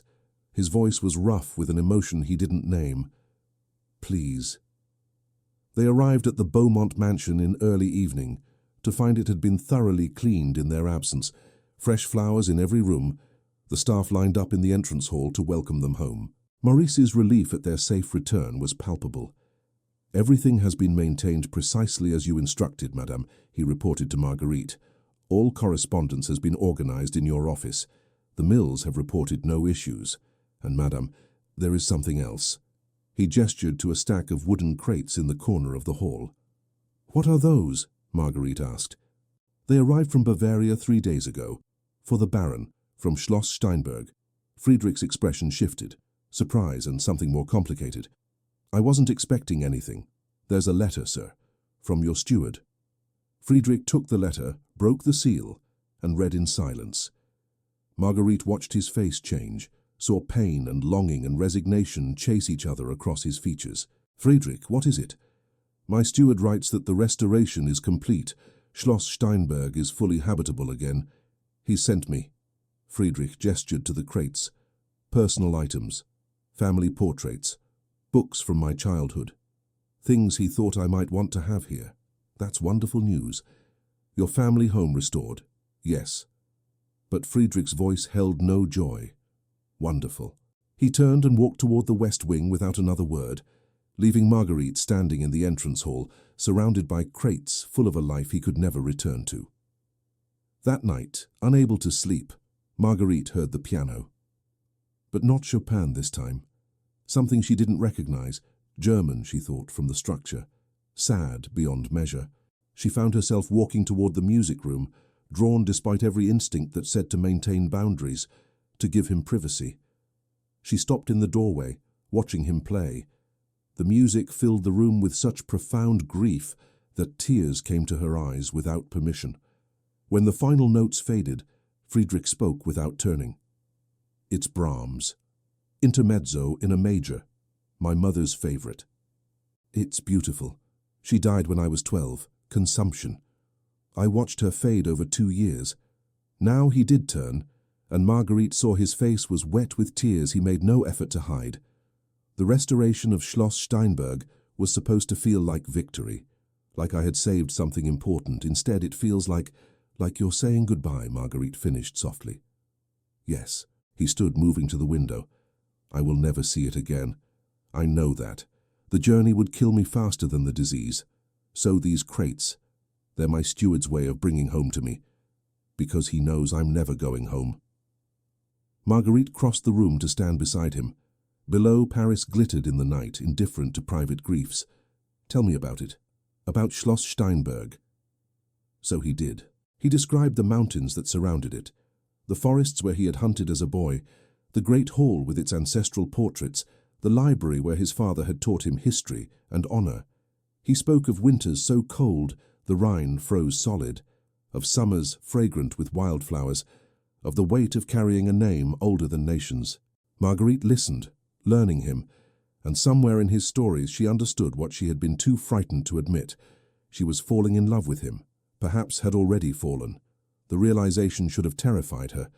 Instead, it felt inevitable, like watching sunrise. You could close your eyes against it, but the light would find you anyway. "I have something to show you," she said quietly when his stories faded to silence. "Something I've never shown anyone." She led him to her office, that sanctum of ledgers and contracts where she had spent countless lonely hours. She unlocked a drawer in her desk and withdrew the leather journal, the one she had used to write letters to Jean-Baptiste. "After he died, I couldn't stop talking to him," she explained, placing the journal in Friedrich's hands. "So I wrote letters, hundreds of them.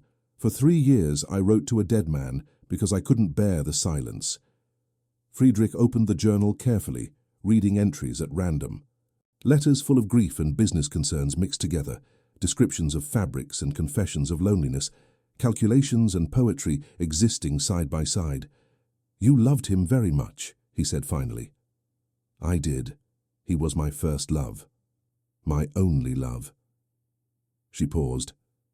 "Until..." The word hung unfinished. "Until now. Until you." But she couldn't say it. Not yet. Friedrich closed the journal, returning it with gentle hands. "Why show me this? Because I want you to understand. When I agreed to marry you, I believed I was incapable of loving again. I thought my heart had calcified into something useful but dead. And for 5 years that belief protected me." She met his eyes. "It doesn't protect me anymore." "Marguerite, let me finish. Please." She took a breath, gathering courage. "In Lyon, watching you care for Celeste and me, managing everything so we could focus on father, I saw you, Friedrich, truly saw you. And I realized that for 5 years, I've been writing letters to a ghost while ignoring the living man beside me. What are you saying?" Instead of answering, she reached into the drawer again and withdrew another journal, this one new, barely used. She opened it to the first page and handed it to him. He read aloud, his voice unsteady. "Dear Friedrich, I don't know if I will ever give you this journal, or if it will remain hidden like all my other unsent letters, but I find I need to write to you the way I once wrote to Jean-Baptiste, to organize my thoughts, to understand my own heart." He looked up, stunned. "When did you start this?" "The night of the first storm. After I found you in your chambers. After you told me you were dying." She watched him flip through pages filled with her precise handwriting. "I've been writing to you for weeks, Friedrich, confessing things I couldn't say aloud, trying to understand what I was feeling." Friedrich read silently, his hands beginning to shake. Page after page of Marguerite's private thoughts, observations about him, questions she couldn't ask, admissions of growing affection, fears about the future. It was all there, catalogued with the same meticulous attention she brought to business ledgers, but full of an emotion that made each entry a small act of courage. "I find myself listening for his footsteps," he read aloud, "timing my movements to coincide with his, hoping for accidental encounters in the corridor. This is madness. I am behaving like a girl with her first infatuation, not a woman of 29 who runs a textile empire." "I didn't mean for you to read that part," Marguerite said, heat rising to her cheeks. "And this?" Friedrich turned to another page. "Celeste asked today if I loved my husband. I deflected, made a joke, but alone tonight I must answer honestly. I don't know. I know I think about him constantly.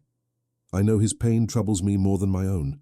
I know the thought of losing him fills me with dread that has nothing to do with practical concerns and everything to do with my heart. If this isn't love, it's something equally terrifying." Silence filled the office. Outside, Paris slept. Inside, 5 years of careful distance collapsed entirely. "You're giving me this," Friedrich said slowly. "Why? Because in Lyon you said when we return to Paris we should try for a real marriage. And I've realized something. We can't have a real marriage built on silence and secrets. Not anymore." She took the journal back, holding it against her chest. "So here is my secret, Friedrich. I've been falling in love with you. Slowly. Against my will. Despite my fear. And I don't know what to do about it." Friedrich stood very still, and for a terrible moment Marguerite thought she had miscalculated, that he would retreat behind aristocratic courtesy, and they would return to their separate wings and careful choreography. Then he crossed to his evening coat, hanging over a chair, and withdrew a small leather-bound book from the inner pocket. He placed it on her desk. "Open it," he said quietly. With trembling hands, Marguerite opened the volume. It was a journal, Friedrich's journal, the one he had mentioned keeping for his sister Adelaide. But the recent entries weren't addressed to Adelaide at all. They were addressed to her. "My dear Marguerite," she read, her voice breaking, "I watched you negotiate with the English contractors today. You were magnificent, precise, uncompromising, brilliant. You secured terms that will benefit your workers as well as your profits. Afterward, you didn't celebrate or boast. You simply moved to the next task as though such victories are commonplace for you. Perhaps they are. I find myself in awe of your competence, your strength, your fierce intelligence. I find myself wishing I had the right to tell you these things aloud, instead of confining them to pages you will never see." She looked up, stunned. "Friedrich, keep reading." "I am a coward," Marguerite continued.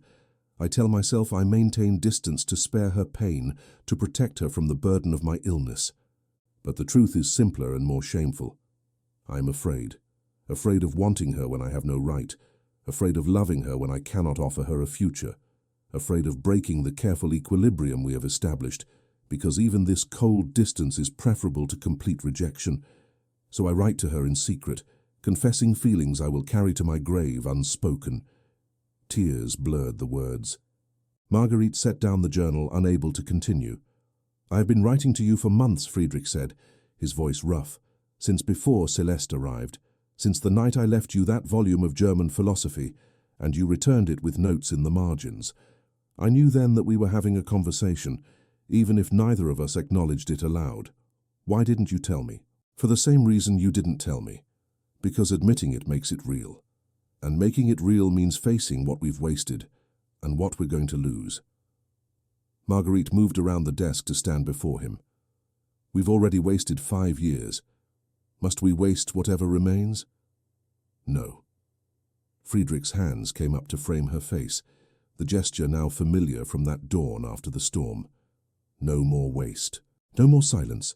No more pretending we don't care when caring is the only honest thing we have left. Friedrich, I'm frightened. So am I. I don't know how to do this, how to love someone I'm going to lose. Neither do I. His thumb traced her cheekbone, catching a tear. But I know I'm tired of dying alone. I know I want to spend whatever time I have with you. Really with you. Not as strangers performing a marriage, but as husband and wife, Marguerite finished. Yes, if you'll have me. Knowing what you know. Knowing how it ends. She thought of Jean-Baptiste, of 3 years writing letters to a ghost. She thought of 5 years of careful numbness, of protection that felt like prison. She thought of Friedrich playing Chopin in the darkness, of books exchanged in silence, of all the words they had written but never spoken. I'll have you, she whispered, for as long as I can have you. He bent his head, and for the first time since their wedding day, 5 years of marriage later, he kissed her. Not the cold press of contract fulfillment, but a kiss that held everything they had been too frightened to say. Longing and regret, hope and desperation, love discovered too late, but no less real for its tardiness. When they finally parted, both were shaking. We should, Marguerite started. Yes, Friedrich agreed, though neither specified what they should do. They stood in her office, surrounded by ledgers and contracts and the journals that held 5 years of unsent letters, 2 people who had lived as strangers and discovered themselves desperately, impossibly in love. Come with me, Marguerite said finally, taking his hand. She led him not to the rose room in the east wing, nor to his chambers in the west, but to the master bedroom, the room they had been married in name only to share, but never had. It was a beautiful space, decorated by Henri for his daughter's eventual marriage, with windows overlooking the garden and a bed large enough for 2 people who trusted each other. Marguerite, Friedrich said, hesitating at the threshold. Are you certain? We don't have to, I know. She turned to face him. But I am tired of sleeping alone. I am tired of listening to you play piano from 3 rooms away when I could be beside you. I am tired of wasting hours we don't have. I'm dying, he reminded her, as though she could have forgotten. I know, which means every hour matters more, not less. She stepped closer, taking both his hands. I cannot change your diagnosis, Friedrich. I cannot buy you more time, though I would spend every franc I have trying. But I can choose how we spend the time you have, and I choose to spend it together, truly together. They stood in the doorway of the room that should have been theirs from the beginning, holding hands like nervous young people, about to embark on something both wonderful and terrifying. I love you, Friedrich said quietly. I should have said it weeks ago, months ago. Perhaps I should have said it 5 years ago on our wedding night and saved us all this wasted time. I love you too, Marguerite replied, and felt the last of her protective numbness shatter completely. And we have wasted time. But we have tonight, and tomorrow, and whatever comes after. That will have to be enough. It wasn't enough. They both knew it. A year, perhaps less. What was that measured against a lifetime they might have had? But it was what they had, and they would not waste another moment of it. That night, for the first time in their 5-year marriage, the Baron and Baroness von Steinberg shared a bed. They talked until dawn, trading stories and confessions, learning each other the way they should have from the beginning. They spoke of childhoods and losses, of dreams abandoned and dreams worth fighting for. And when exhaustion finally claimed them, they fell asleep in each other's arms, 2 people who had found love exactly when time was running out.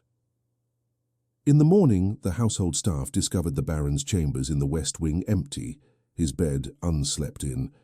Maurice and Thérèse exchanged knowing glances but said nothing. The rose room in the east wing stood vacant as well, its pale pink walls witnessing absence rather than presence. The master bedroom, however, the master bedroom's door remained closed until nearly noon, and when it finally opened, the Baron and Baroness emerged together, hands intertwined, their faces holding an exhausted joy that made the servants smile despite themselves.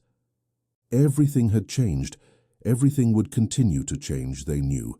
Friedrich's health would decline, the disease would claim its victory, grief would come as certainly as sunrise. But for now, in this moment, they had what 5 years of silence had denied them. Each other, honestly and completely for whatever time remained. It would have to be enough. Even though they both knew it would never ever be enough. Spring arrived in Paris like a promise the city couldn't quite keep. Cherry blossoms in the Luxembourg gardens, longer days painting the Seine in gold, couples strolling the boulevards arm in arm, while street musicians played for coins and applause. The world seemed determined to celebrate life precisely when Marguerite and Friedrich had become most acutely aware of death's approach. Yet for 3 months, 12 precious weeks, that would become the most luminous memory of Marguerite's life, Friedrich's condition stabilized. Not improved, the doctors were careful to clarify, but stabilized. The new medication from a Swiss specialist seemed to ease the worst symptoms. His energy returned in small measures. The trembling in his hands decreased. He could walk without exhaustion claiming him after a single flight of stairs. "It's temporary," Dr. Beauchamp warned during a consultation in late March. "His body is responding well to the treatment, but we cannot cure the underlying condition. Perhaps 6 months of relief, perhaps less. You must understand this is borrowed time." Marguerite, sitting beside Friedrich in the doctor's office, gripped his hand tighter. "Then we'll make the most of what we're borrowing." And they did. The transformation of their household was so complete that even the servants who had witnessed their 5 years of careful distance seemed shocked by the change. The master bedroom remained occupied by both Baron and Baroness. Breakfast became a shared ritual in the sunlit morning room, where they would read newspapers together, Friedrich translating German political news, while Marguerite explained French industrial developments. The separate wings of the mansion, east and west, his and hers, became merely geographic descriptions rather than emotional territories. Maurice observed one morning, as the Baron helped the Baroness with her coat, his hand lingering on her shoulder with casual intimacy. "It's as though they've been married for years," he murmured to Thérèse. "They have been married for years," Thérèse replied, folding linens with brisk efficiency. "They're simply finally living like it." The change was most visible in Marguerite herself. The severe businesswoman who had negotiated contracts with ice-cold precision began wearing softer colors, blues and greens instead of unrelenting black. Her hair, once pulled into punishing chignons, now featured looser styles that Thérèse arranged with romantic touches. She laughed more easily, smiled without calculation. When Friedrich entered a room, her face would brighten in ways that had nothing to do with social performance and everything to do with genuine joy. "You're different," Henri observed during one of his weekly visits from Lyon. His recovery had been slower than hoped, requiring a cane and frequent rest, but his mind remained sharp as ever. He sat in the Beaumont library, watching his daughter with shrewd eyes. "Happier. I don't recall ever seeing you happy." "I was happy once," Marguerite replied, pouring tea with steady hands, "before Jean-Baptiste died. And now, with your German Baron." She met her father's gaze directly. "Yes, father, now with Friedrich." Henri nodded slowly. "Good. I chose well then, though I suspect you both took an unconscionably long time to realize it." 5 years, Marguerite admitted. "We wasted 5 years, then don't waste what remains." The words, meant kindly, still carried their sting. What remained? Always the shadow, even in brightest spring. But Marguerite had learned something in those 3 months. Joy and sorrow could coexist. One could love desperately while knowing loss approached. One could choose life even in death's presence.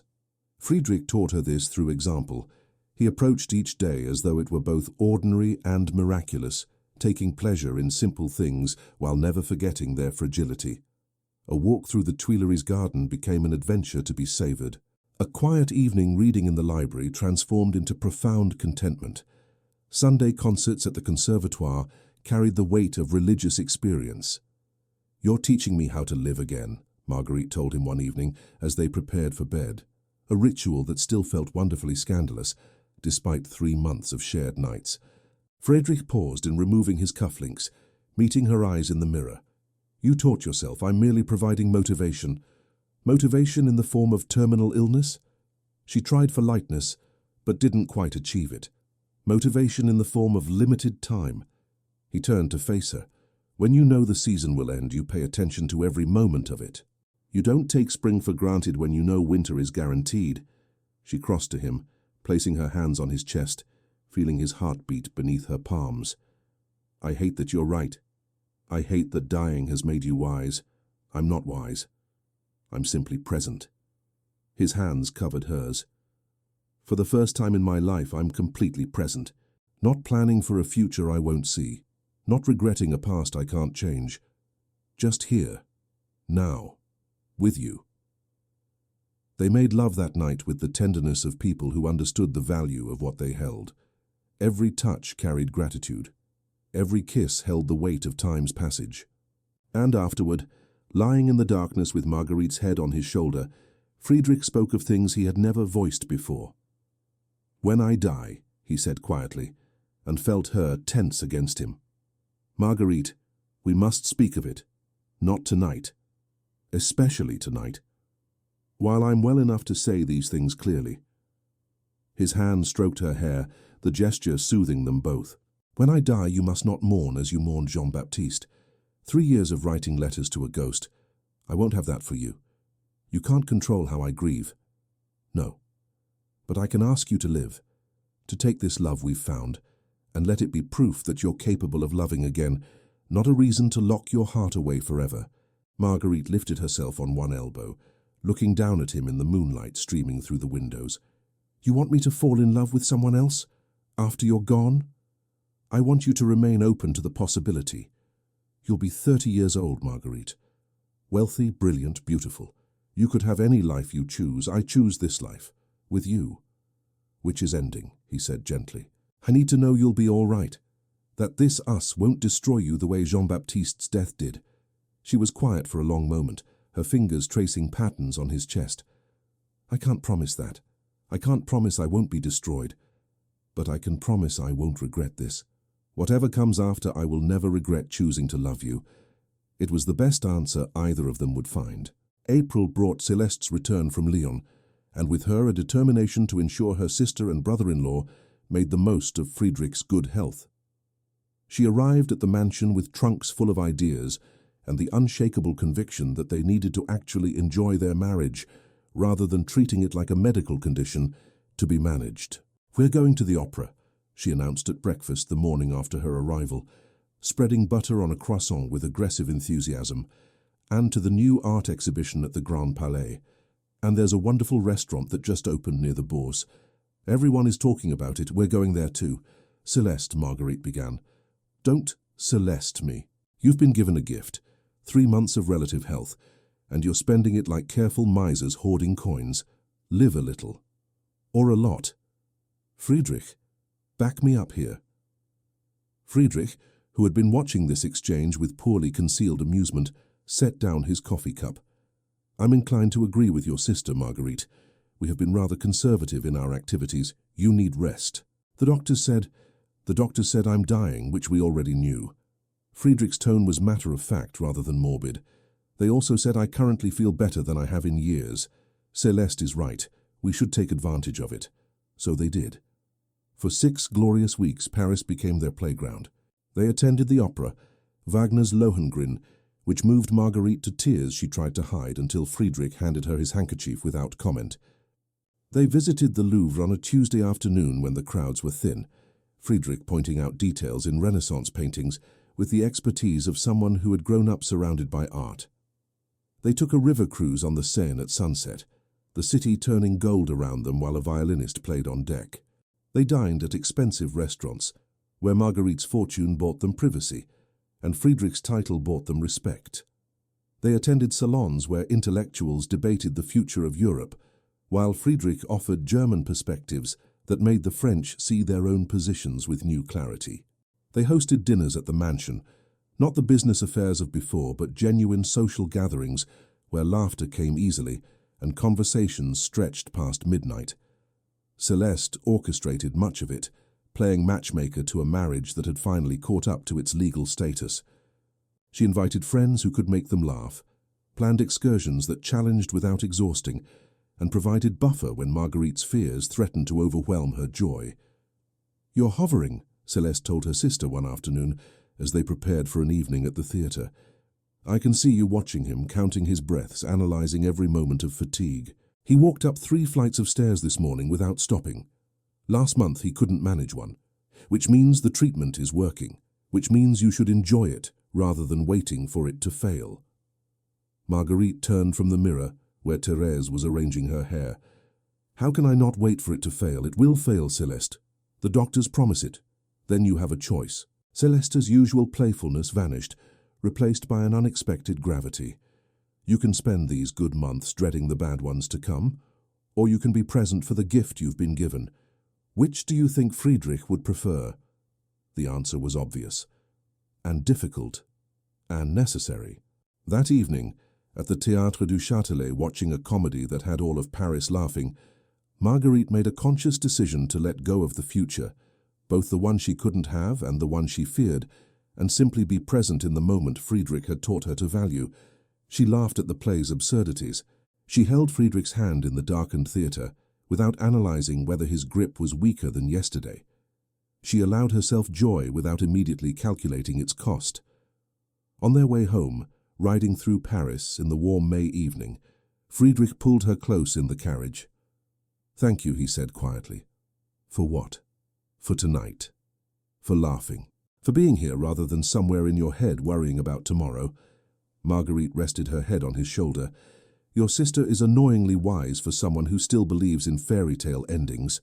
Perhaps that's why she's wise. She understands something we cynics forget, that the ending doesn't invalidate the story, that beauty can exist alongside tragedy. When did you become a philosopher?" "When I realized I was running out of time to say true things." He kissed the top of her head. "I love you, Marguerite. I will love you until my heart stops beating. And if there's anything beyond this life, I will love you there too." She closed her eyes against tears that came too easily now. "I love you too, more than I thought possible, more than is wise. Love is never wise. That's why it matters." May flowed into June, and with it came the completion of a project Friedrich had been working on in secret. He presented it to Marguerite over breakfast on a Sunday morning, when sunshine flooded the morning room, and Paris seemed almost unbearably beautiful.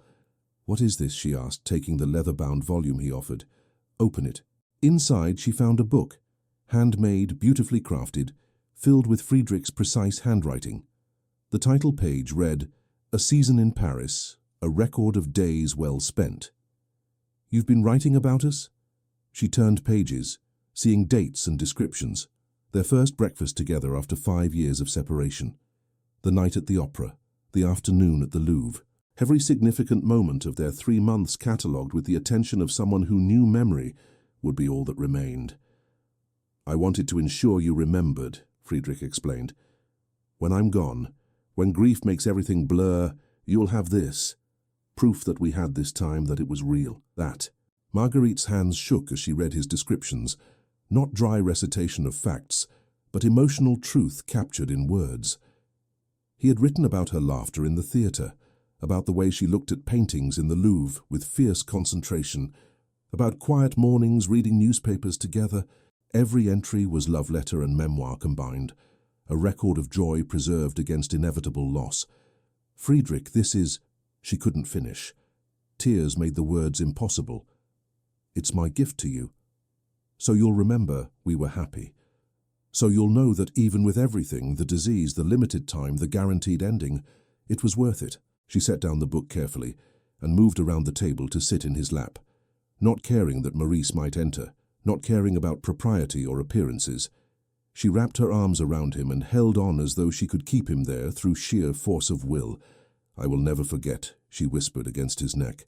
"I don't need a book to remember. This is carved into my heart. I know." But hearts are treacherous things. They protect us by letting us forget pain. I don't want you to forget the joy along with it. They sat like that for a long time, holding each other in the morning sunlight.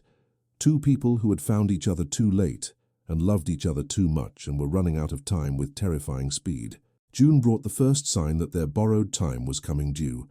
Friedrich woke one morning, unable to rise from bed, his body racked with tremors and pain that even his medication couldn't fully suppress.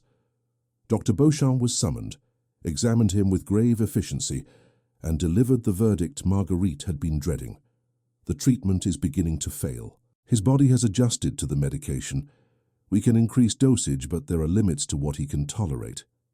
How long? Marguerite asked, her voice steady, though her hands gripped the bedpost like a lifeline. Weeks. Perhaps a month or two if we're fortunate. I'm sorry, Baroness, we've extended his time, but we cannot indefinitely postpone the inevitable. After the doctor left, Marguerite returned to find Friedrich sitting up in bed, looking exhausted but determined. Well, he said with attempted lightness, it was a good run. Don't. She sat beside him, taking his hand. Don't joke. Not about this. If I don't joke, I'll weep. And I'm trying to maintain some dignity here. Dignity is overrated. She lay down beside him, careful of his pain. So I'd rather have honesty. Honest? I'm terrified. I thought I had made peace with dying, but these past 3 months, having you, really having you, I don't want to let go. I want more time. I want years. I want to grow old with you and argue about textile margins and watch you conquer the business world. I want things I have no right to want. You have every right. We both do. Rights don't change reality. No. But they change how we face it. She propped herself up to look at him. Whatever time remains, we spend it together. No separate wings. No careful distance. I'm not leaving your side. Marguerite, you have a business to run, which can be managed by competent people I've trained for exactly this purpose. The mills won't collapse if I focus on my dying husband rather than profit margins. I don't want to be a burden. She laughed, the sound breaking on a sob. You're not a burden. You're my husband. You're the man I love, and I will not spend our final weeks pretending otherwise to spare your pride. He pulled her close, and they lay together in silence, listening to Paris wake up outside their windows. The church bells of Notre Dame chimed the hour. Carriages rattled over cobblestones. Life continued, indifferent to private griefs. 3 months, Friedrich said quietly. We had 3 perfect months. We had 5 years before that, Marguerite countered. 5 years we wasted. No. His hand cupped her face, turning her to meet his eyes. Not wasted. Those 5 years brought us here. To this understanding. This love. Perhaps we needed the silence to appreciate the conversation. That's a very generous interpretation of our mutual stubbornness. I'm dying. I'm allowed to be generous. She kissed him then, tasting salt. Whether from his tears or hers, she couldn't tell. I love you. I will love you until my own heart stops, and probably beyond that if love survives death. It does, Friedrich said with surprising certainty. I believe it does. How could something this strong simply end? In the weeks that followed, they learned the particular intimacy that comes with caring for someone dying. Marguerite became expert at managing his medication, at recognizing the signs of oncoming pain episodes, at knowing when he needed silence and when he needed distraction. She read to him for hours, German poetry, French philosophy, English novels that made them both laugh. She played the piano badly, her unpracticed fingers stumbling over keys, while he coached from his chair with patient amusement. Celeste visited daily, bringing news from outside, keeping them connected to the world, when illness threatened to make their bedroom the entire universe. Henri came weekly, walking slowly with his cane, sitting with his son-in-law in companionable silence that spoke of masculine understanding beyond words. You've made her happy, Henri told Friedrich during one visit, while Marguerite was occupied with business correspondence downstairs. I don't think I've ever seen her truly happy until these past months. I wish I had made her happy sooner, Friedrich replied. 5 years sooner. Better late than never, is it? Sometimes I think it would have been kinder to leave her in her numbness. This way, I'm giving her another loss to survive. Henri considered this, his weathered hands folded on his cane. You're also giving her proof that her heart still works, that she can love and be loved. After Jean-Baptiste died, I thought I'd lost her entirely to grief. You brought her back to life, even if only briefly.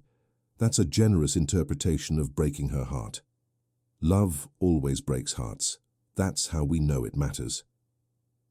By late July, Friedrich could no longer leave the bedroom. They moved his desk into the master chambers so he could continue his correspondence from bed.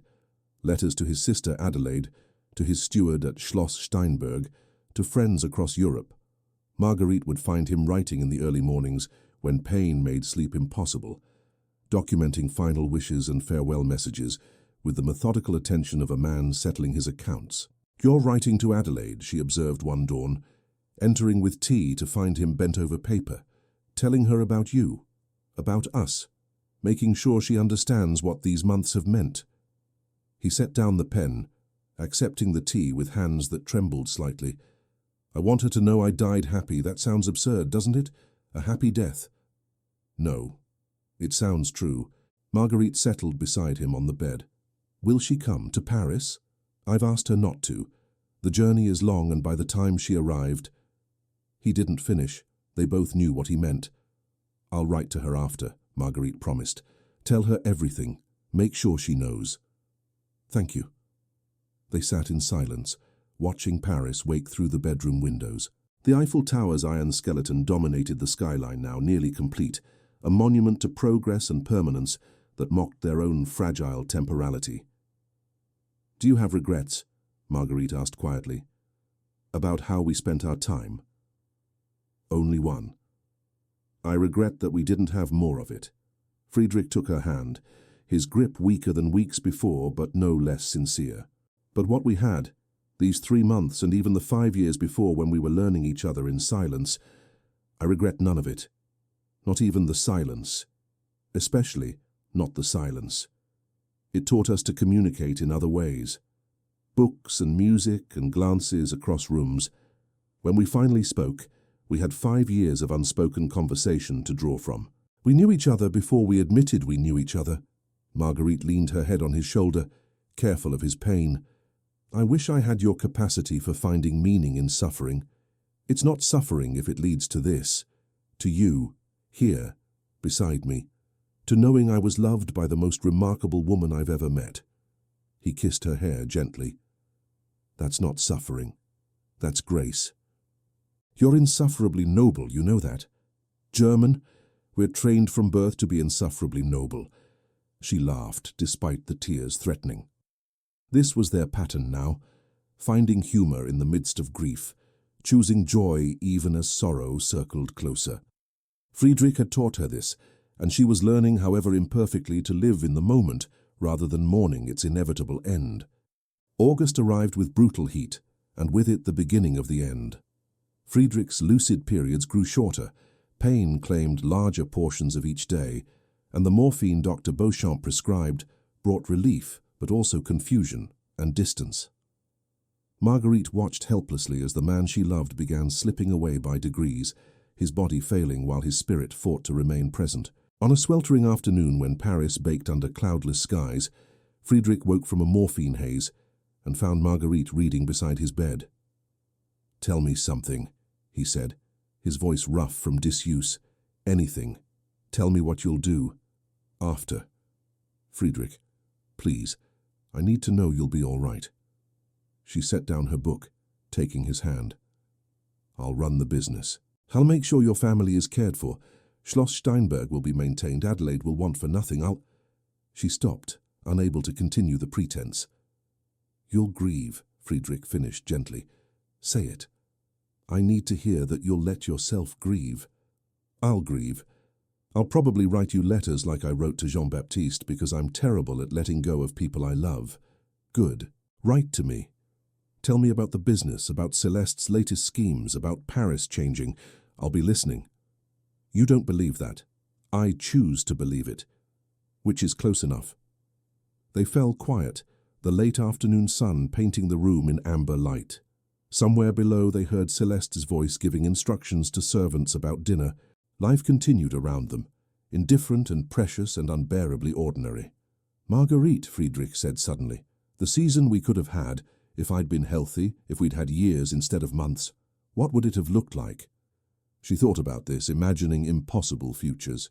We'd have travelled, Bavaria in winter, the Mediterranean in summer. We'd have children, 3 of them, I think. 2 boys with your eyes and a girl with my stubbornness. We'd grow old arguing about politics and laughing at private jokes no one else understood. We'd watch our grandchildren play in the garden at Schloss Steinberg. We'd have everything, Friedrich repeated softly. Instead, we had 3 months.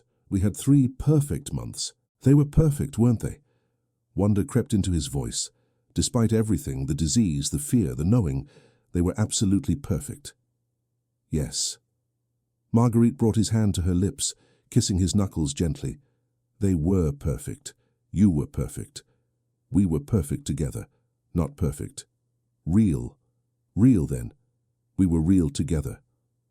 The sun sank lower, painting the room in gold and shadow. Friedrich's eyes drifted closed, exhaustion claiming him again. Marguerite remained beside him, holding his hand, counting his breaths, and trying to memorize the feeling of his presence while she still could.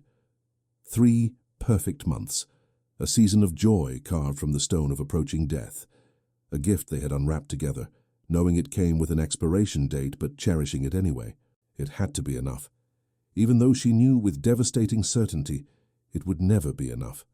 Not in 3 months, not in 3 years, not in a lifetime. Love discovered too late is still love. But that truth brought no comfort, only the terrible knowledge that sometimes the right person arrives at exactly the wrong time, and all the love in the world cannot change what fate has already written. Their perfect season was ending, and there was nothing Marguerite could do but hold his hand and count his breaths and love him with everything she had until the very last moment. August's heat broke in the first week of September, with a storm that rattled the windows of the Beaumont mansion and sent rain cascading through Paris's streets, like tears the city wept on behalf of all its grieving residents. Marguerite barely noticed the weather. Her world had contracted to the dimensions of the master bedroom, to the space between Friedrich's increasingly laboured breaths, to the terrible arithmetic of counting hours that might be his last. Dr. Beauchamp had stopped offering timelines. Days, he said simply during his morning visit on September 3rd. Perhaps a week if his constitution proves as stubborn as his spirit. I'm sorry, Baroness. There's nothing more we can do except manage his pain. Then manage it, Marguerite said, her voice sharp with exhaustion and desperation. Don't let him suffer. Please. The morphine dose is required. They will keep him unconscious most of the time. I know. She looked at Friedrich, sleeping fitfully in the bed they had shared for only 4 months after 5 years of separation. 4 months against a lifetime they should have had. Do what you must. Just don't let him hurt. So the morphine increased, and Friedrich drifted in and out of consciousness like a boat slipping its moorings, sometimes present and lucid, more often lost in dreams or pain-free oblivion. The moments of clarity became precious beyond measure, and Marguerite learned to recognize the signs, the way his breathing would change, his eyelids flutter, his hand tighten slightly on hers. She was there for all of it. She had moved a chair beside the bed and barely left it, except when Celeste or Thérèse physically forced her to eat, to wash, to walk through the house for 5 minutes to prevent her own collapse.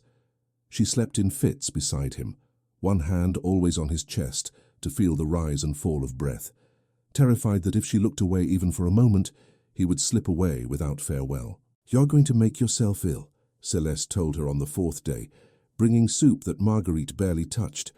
Marguerite, you must rest, properly. I'll rest when... She couldn't finish the sentence. When he's gone. When it's over. When I've lost him. I'll rest later. Celeste knelt beside her sister's chair, taking her hand. He wouldn't want this. He wouldn't want you destroying yourself. He's not conscious enough to want anything. Marguerite's voice cracked. And I don't care what he would want. I care about being here. About not missing a single moment I can still have with him.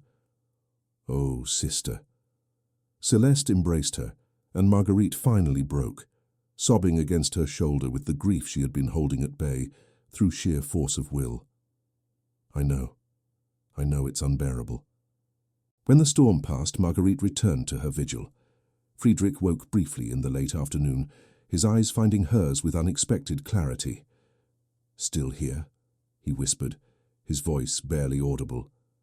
"Where else would I be?" She lifted his hand to her cheek, desperate for the contact. "Running your empire, conquering the textile world, a ghost of his old smile. Being magnificent. I am being magnificent. I'm here with you, which is the only magnificence that matters." He tried to laugh, but it came out as a cough that made him wince. When he recovered, his expression had shifted into something more serious. "Marguerite, listen. Important. I'm listening. Always. When I'm gone." He held up a hand to forestall her protest. "Please, let me say this while I can. When I'm gone, you must not spend 3 years writing letters to my ghost. Friedrich, promise me. Live. Actually live. Not just survive, but live. Find someone who—" He stopped, breathing labored. "Someone who has time to give you. Someone who can grow old with you. I don't want anyone else. You will, eventually. And I need you to know it's all right. I won't haunt you with jealousy." His thumb stroked her hand weakly. "I want you happy more than I want you faithful to my memory. That's a terrible thing to say to someone who loves you. It's the truest thing I have left to say." His eyes held hers with fierce intensity, despite his failing body. "We had 3 perfect months, Marguerite.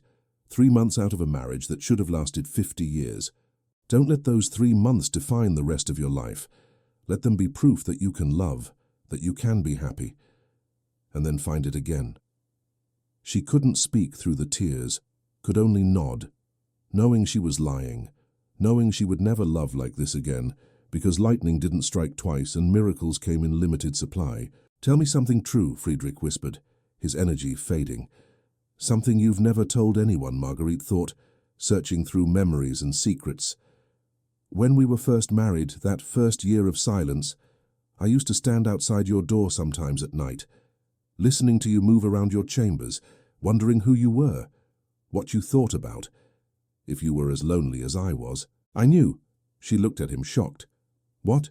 "I could see your shadow under the door, the light blocking out for a moment, then moving on." A faint smile. "I did the same thing. Outside your door, wondering if you were writing letters to your dead love, if you ever thought about me at all. We were ridiculous. We were strangers trying not to be strangers. We just took the longest possible route to knowing each other." His breathing grew more labored. "No regrets, Marguerite. Promise. No regrets." "No regrets," she lied, because the truth, that she regretted every moment wasted, every word unspoken, every year of silence, would hurt him, and she had promised herself never to hurt him again. He drifted back into unconsciousness, and Marguerite resumed her vigil. Outside, Paris prepared for evening, street lamps being lit, restaurants filling with diners, the opera house opening its doors to audiences seeking beauty and distraction. Life continued its relentless forward motion, while in the master bedroom of the Beaumont mansion, time seemed to slow and thicken, each moment stretching into eternity. Henri came that evening, walking slowly with his cane, his own brush with mortality, making him unusually gentle. He sat on the opposite side of Friedrich's bed, saying nothing, just present. The 2 men who had negotiated Marguerite's marriage like a business transaction now sat in silent vigil over its ending. "He's a good man," Henri said finally. "I chose well for you, even if you both took your time realizing it. You chose based on titles and financial need, Father. You got lucky, perhaps. Or perhaps I saw something neither of you could see yet." Henri looked at his daughter, truly looked at her, exhausted, grief-stricken, but somehow more whole than she had been in the 5 years after Jean-Baptiste's death. "He brought you back to life. Even dying, he gave you life. And now he's taking it away again. No, daughter, he's leaving you with it. There's a difference," Marguerite wanted to argue, but fatigue and sorrow made debate impossible. She simply sat with her father beside her dying husband, 3 people bound by contracts and love, and the terrible fragility of human connection. The next 2 days passed in a blur of morphine doses and labored breathing, of moments when Friedrich would surface briefly before sinking back into unconsciousness. Marguerite read to him from the book he had made for her, A Season in Paris, recounting their 3 perfect months in his own words, hoping he could hear, hoping the memories brought comfort. "May 15th, she read, her voice steady through sheer force of will. Today we walked through the Luxembourg Gardens, and Marguerite laughed at the children sailing toy boats in the fountain. I have never heard a more beautiful sound than her laughter. I find myself manufacturing jokes and observations just to hear it again. Is this what happiness feels like? After so many years of merely existing, I had forgotten. Friedrich's fingers twitched in hers. Whether in response to her voice or merely involuntary movement, she couldn't tell. She kept reading. May 22nd, the opera tonight, Wagner's Lohengrin. Marguerite wept during the second act, trying to hide it. I pretended not to notice while offering my handkerchief. She has such fierce pride, my remarkable wife. She believes showing emotion is weakness. I wish I could convince her it's the opposite, that her capacity to feel deeply is what makes her strong. She had to stop, the words blurring. How had she not known he saw her so clearly? How had 5 years of marriage passed before they learned to truly see each other? Celeste relieved her that evening, physically removing her from the chair. Marguerite, you must sleep in a proper bed. You must eat a full meal. You're no good to him if you collapse. I can't leave him. You're not leaving him. You're taking 3 hours to care for yourself so you can be present when— Celeste's voice broke. When it matters most. Please, sister, let me sit with him. I'll call you the moment anything changes. Reluctantly, Marguerite allowed herself to be led to the Rose Room, her former sanctuary, that now felt like a museum of a life she no longer recognized.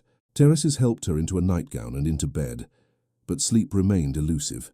She lay in the darkness, listening to the house settle, to Paris breathing outside her windows, to the terrible silence where Friedrich's presence should have been. She must have dozed eventually, because she woke to Celeste's hand on her shoulder and the grey light of pre-dawn filtering through the curtains. Marguerite. Celeste's face was wet with tears. Come quickly. He's awake. He's asking for you. She ran through the corridors in her nightgown and bare feet, not caring about propriety or appearance. The master bedroom was lit with candles and the soft glow of approaching dawn. Friedrich lay propped on pillows, his breathing rattling but his eyes clear, more clear than they had been in days. Dr. Beauchamp stood near the door, his expression grave. He met Marguerite's eyes and gave the smallest shake of his head. Hours, maybe less. She crossed to the bed, taking Friedrich's hand. I'm here. I'm right here. Marguerite. Her name on his lips like a prayer. Beautiful Marguerite. Don't try to talk, save your strength. For what? A ghost of humor in his eyes. I think we're past saving strength. His hand squeezed hers with surprising firmness. I need to tell you something before I can't. Anything. I fell in love with you on our wedding day. The words came slowly, each one an effort, but clear and true. You walked down that aisle looking like you were going to your execution rather than your marriage, and I thought, there is a woman who understands the weight of duty, who knows what it costs to sacrifice for family. You were magnificent even in your misery, and I knew I would die loving you, whether you ever loved me back or not. Marguerite's tears fell freely now. Why didn't you tell me? Why did we waste 5 years? Because I was dying, because I was a coward, because I thought sparing you was noble when really I was just afraid. He coughed, pain crossing his features, but he fought through it. But then you found me that night during the storm, and you looked at me with something that wasn't pity or duty but genuine concern, and I thought maybe she could love me. If I was brave enough to let her. I did love you, I do love you, I will always love you, I know, I've known for months, and it's been, Marguerite, it's been the greatest gift of my life. These 4 months with you have been worth everything that came before, worth all the pain, all the fear, all the dying. To be loved by you, there's no greater fortune. Friedrich, please, she didn't know what she was begging for. More time, a miracle, a different ending to their story. Listen. His urgency cut through her despair. You must listen, because I don't have long. Our wedding day, do you remember it? Of course. You looked at me across the altar and your eyes were completely empty, like you had locked your heart away somewhere I could never reach. And I thought, good, if she feels nothing, she won't be hurt when I die. He struggled for breath, fought to continue. But then, these months, watching you come back to life, watching you laugh, feel, love. It's been like watching spring return after endless winter. You're not empty anymore, Marguerite. You're full of life and light and terrible, beautiful feeling. You did that. You brought me back to life. No, you chose to come back. I just gave you a reason." His grip on her hand weakened, but his eyes held hers with fierce intensity. "And now I need you to choose it again, after I'm gone. Choose life. Choose joy. Choose to stay in spring rather than retreating to winter. I don't know if I can. You can. You're the strongest person I've ever known. You survived Jean-Baptiste. You'll survive me." A pained smile. "You'll probably run a business empire and take over half of Europe while you're at it." Despite everything, she laughed. A broken, sobbing sound. "You're insufferable even now. Especially now. It's my last chance to be insufferable." His breathing grew more labored, his words coming slower. "Marguerite, my love, my magnificent, impossible wife, thank you for what? For the books, for the conversations, for breakfast together, for every moment, even the silent ones, for learning to love me when I gave you every reason not to, for these 3 perfect months, for being here now." Each phrase came with increasing difficulty, for letting me die knowing I was loved. There's no greater gift. "Friedrich, please don't leave me. I don't know how to do this without you." "Yes, you do." His hand came up to cup her face one last time, the gesture weak but tender. "You're Marguerite Beaumont von Steinberg. You know how to do everything." The eastern windows began to brighten with true dawn. Paris was waking, indifferent to private tragedies. Somewhere below, servants were beginning their morning routines. Life continued its relentless march forward, while in the master bedroom, time itself seemed to hold its breath. "Tell me," Friedrich whispered, his voice fading. "Tell me what you'll remember most." Marguerite thought through all of it. 5 years of silence, 3 months of joy, countless moments both wasted and cherished. "Your piano playing, the way you looked at me across the breakfast table, how you made me laugh when I'd forgotten I could, the letters you wrote, every book you left for me, every moment we were finally, truly together. Good. Remember the joy, not the sorrow." His eyes began to drift closed. "Promise me, I promise." Another lie, because she knew grief would color every memory, would make even joy painful in retrospect. Marguerite, her name barely a breath now. "I love you. I have always loved you. I will." His words faded. His breathing changed, became irregular, labored. The sound Marguerite had been dreading for weeks. Dr. Beauchamp moved closer, checking his pulse with professional detachment that somehow made everything more real. "Friedrich." She leaned over him, her hand on his chest. "Friedrich, I'm here. I'm right here with you." His eyes opened one last time, finding hers with effort. His lips moved, forming words without sound. She leaned closer, desperate to hear. "Worth it," he breathed. "All of it. Worth it." And then his eyes closed. His breathing slowed. Marguerite felt his heartbeat beneath her palm, steady, then faltering, then still. "Friedrich?"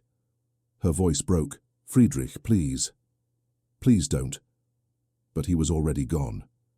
Slipped away as quietly as he had lived their 5 years of marriage, as peacefully as dawn breaking over Paris, as inevitably as seasons changing, despite all human will to hold them back. Dr. Beauchamp checked for pulse, for breath, for any sign of life. Found none. "I'm very sorry, Baroness. He's gone." The words made no sense. How could Friedrich be gone when she could still feel the warmth of his hand in hers, when the impression of his head still dented the pillow, when his last words, "worth it," still echoed in her ears? Celeste moved to embrace her, but Marguerite held up a hand. "No, please, just give me a moment. Just give me a—" They left her alone with him, this man she had married as a stranger and discovered as her great love only when time had nearly run out. She sat beside him in the growing morning light, holding his still warm hand, memorizing the peaceful expression on his face. "You were right," she whispered to him. "It was worth it, every moment, even the ones we wasted, even knowing it would end like this. It was worth it to love you."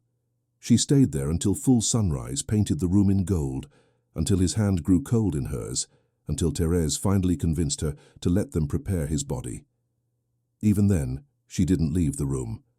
She stood by the window watching Paris wake to a day that had no right to be beautiful, no right to continue as though the world hadn't fundamentally changed.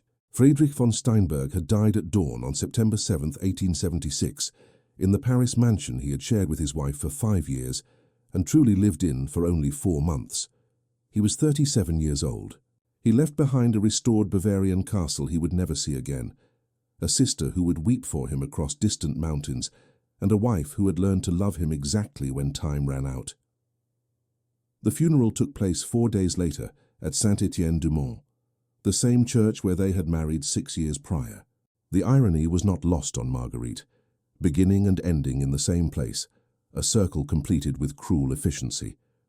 She stood through the service in black silk from her own mills, accepting condolences from people who had witnessed their marriage of convenience and never suspected it had transformed into something far more precious. Henri stood beside her, his own grief evident but controlled. Celeste wept openly. The business associates offered proper sympathies, but none of them understood. None of them knew about the letters never sent, about 5 years of silent longing, about 3 months of perfect happiness carved from approaching death. Adelaide von Steinberg had sent a telegram from Bavaria. "My brother wrote that he died happy. Thank you for giving him that gift. The family is forever in your debt." Marguerite had read it once, folded it carefully, and never looked at it again. The words hurt too much, were too inadequate for what had been lost.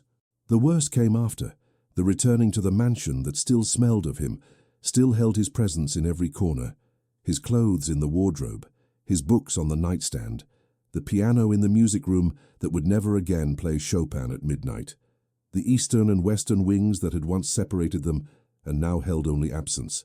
Marguerite returned to work after 2 weeks because she didn't know what else to do. She buried herself in contracts and profit margins, in mill expansions and shipping negotiations, in all the things that made logical sense when grief made no sense at all. Her father watched with concern but said nothing. Celeste tried to coax her to social events and was gently rebuffed. The household staff moved around her with careful quiet, as though loud noises might shatter her completely. At night, she would sit at her writing desk and pull out the journals, Friedrich's to her, hers to him, the book he had made chronicling their 3 months. She would read his words until the pages blurred with tears, until exhaustion made continuing impossible. And then, inevitably, she would open a fresh journal and begin to write. "Dear Friedrich, you've been gone for 3 weeks. Everyone tells me the pain will lessen with time, but I don't see how that's possible.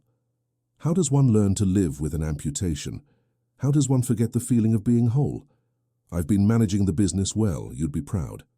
The London contracts are finalized. The Lion expansion is proceeding on schedule.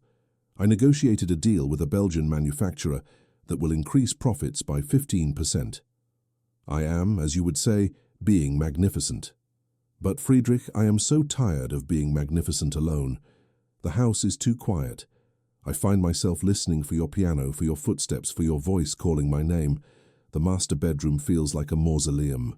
I've moved back to the rose room, but it feels like retreat, like I'm trying to return to who I was before you, and I can't. That woman is gone. You changed her, changed me, and now I don't fit anywhere. Celeste says I should consider traveling. Father thinks I should focus on work. Dr. Beauchamp suggests I might benefit from a change of scenery. None of them understand that the scenery doesn't matter when you're the one who's missing from it. You asked me to promise I wouldn't spend 3 years writing letters to your ghost. I'm breaking that promise already, aren't I? But you see, you were wrong about one thing. You thought you were sparing me by maintaining distance those first 5 years, by hiding your illness, by trying to protect me from grief. But Friedrich, the grief would have come anyway. The only difference is that for 5 years we had the protection of indifference, and for 3 months we had the vulnerability of love. I choose the 3 months. I would choose them again and again, even knowing how it ends, even knowing I would end up here alone writing letters to a dead man I love. But you were also right about something. It was worth it. Every moment, wasted and cherished alike, worth it to know that kind of love exists, worth it to be loved by you, worth it to be changed by you, even if that change now feels like carrying a wound that will never quite heal. I don't know how to do this, Friedrich. I don't know how to live in a world where you don't exist, but I'll try. For you. Because you asked me to. Because you believed I could. But please know, I'm not doing it gladly. I'm doing it because you asked, and even in death I cannot deny you anything. I love you, I will always love you. Your Marguerite. She sealed the letter in the journal, adding it to the growing collection. Days became weeks. Weeks became months. Autumn arrived, then winter. Paris changed around her, while Marguerite remained frozen in September, in the moment when Friedrich's hand went still in hers, in the realization that sometimes love comes exactly when you've run out of time. The business thrived under her management. She expanded into new markets, modernized production, became known throughout Europe as a formidable negotiator who never showed weakness. The Baroness von Steinberg, they called her, and the title, his title, was both comfort and knife-edge. 6 months after Friedrich's death, Adelaide von Steinberg sent another letter, this one longer, more personal. She wrote of her brother's childhood, of his love for their mother, of his fierce pride in the family name. She included a portrait, Friedrich as a young man before illness, before their marriage, smiling with an openness Marguerite had only glimpsed in their final months together. He wrote to me every week of your marriage, Adelaide's letter concluded. For 5 years he wrote about you, your intelligence, your strength, your beauty. But in the final months, his letters changed. He stopped describing you and started describing himself, how you made him feel, who he became in your presence, what joy felt like after years of merely existing. My brother died happy, Baroness. Despite everything, because of you, he died happy. I hope that knowledge brings you some measure of peace. Marguerite kept the portrait on her desk, next to the journals. Sometimes she would look at it and try to imagine what their life might have been if health had not intervened, if time had been kinder, if they had been granted the 50 years Friedrich spoke of instead of 3 months. But imagination was torture, and she learned to limit her indulgence in it. A year after Friedrich's death, on the anniversary of that September morning when he slipped away at dawn, Marguerite did something she had been avoiding. She went to the music room and sat at the Erard piano. Her fingers found the keys, stumbling through the opening bars of Chopin's Nocturne in E-flat major, the piece Friedrich had played the night she first realized she was falling in love with him. She played badly, her technique unpracticed and clumsy. But she played. And as she did, she remembered his hands on these same keys, the melancholy beauty of the music, the way it had spoken what words could not. When she finished, Celeste appeared in the doorway, tears streaming down her face. "That was beautiful," her sister said softly. "That was terrible. I have no talent for music. You have talent for remembering, which is harder, I think." Celeste across the room, sitting beside her on the piano bench. "Marguerite, it's been a year. You've mourned, you've grieved, you've written letters to him every night. But Friedrich asked you to live. Have you even tried? I'm living. I'm managing the business. You're existing. There's a difference." Celeste took her sister's hand. "He loved you enough to want you happy after he was gone. Are you honoring that love by making yourself a monument to grief?" The words stung because they were true. Marguerite looked down at the piano keys, at her hands that had held Friedrich's as he died, that now held only absence. "I don't know how," she admitted quietly. "I don't know how to be happy when he's not here to see it. Then learn. The way you learn to love him, slowly, imperfectly, but truly." Celeste squeezed her hand. "You have decades ahead of you, Marguerite. Decades of life that Friedrich wanted you to embrace, not endure. Don't waste them mourning what you lost. Celebrate what you had." That night, Marguerite opened her journal for the last time. She had written to Friedrich every day for a year, 365 letters to a ghost, a new record of grief to replace the one she had built for Jean-Baptiste. But Celeste was right. Friedrich had asked her to live, and this endless conversation with death was not living. She wrote one final entry: "My dearest Friedrich, this is my last letter to you. Not because I'm forgetting you, I could never forget you, but because I promised to live, and these letters have become a way of dying slowly rather than living fully. You were right about everything that mattered. Love doesn't end with death. The 3 months we had are worth more than 50 years of indifference, and life even in grief is still worth living. I will carry you with me always. In the business decisions I make using principles you taught me. In the books I read that remind me of our silent conversations. In music that will forever sound like you saying goodbye. In every moment of joy I allow myself, knowing you wanted that for me more than mourning. Thank you for teaching me to love again. Thank you for those 3 perfect months. Thank you for dying in my arms knowing you were loved. I'm going to live now, Friedrich. Properly live. Not because I've stopped loving you, but because I haven't. Because the best way to honor what we had is to prove it changed me for the better, not the worse. I will always love you, but I'm going to love life again too. Goodbye, my darling. Goodbye, my husband. Goodbye, my great and terrible love. Your Marguerite, choosing spring. She closed the journal, placed it with the others in the drawer of her desk, and locked it. The letters would remain there, a record of love found and lost, of joy and sorrow intertwined, of 3 months that had somehow contained more life than many people experienced in decades. Then Marguerite Beaumont von Steinberg, widow, businesswoman, survivor of love and loss, walked to the window and looked out at Paris, preparing for another evening. The Eiffel Tower stood complete now, a monument to human ambition and achievement. The city moved and breathed and lived, indifferent to individual griefs. She placed her hand on the glass, feeling the cold of approaching winter, and made a choice. Not to forget, not to stop loving, but to live despite the loss, because of the love, in honor of the man who had asked her to choose spring, even after he was gone. It would be hard. Some days would be unbearable. The grief would never fully fade, would color every joy with the shadow of what should have been. But she would try, for Friedrich, who had loved her enough to want her happy, for herself, who had learned that love, even love that ends in tragedy, is still worth having. For the 3 perfect months that proved her heart still worked, still could feel, still could hope. She would live. It would have to be enough. What lessons remain when love ends too soon? That silence can be its own language. 5 years of books exchanged, music overheard, glances stolen across corridors, all building toward words finally spoken when time had nearly run out. That sometimes the right person arrives at exactly the wrong time, and all the love in the world cannot rewrite fate's cruel mathematics. That 3 months of genuine happiness can be worth more than 50 years of comfortable indifference. That grief is the price we pay for love, and some loves are worth any price, even the devastating one of loss.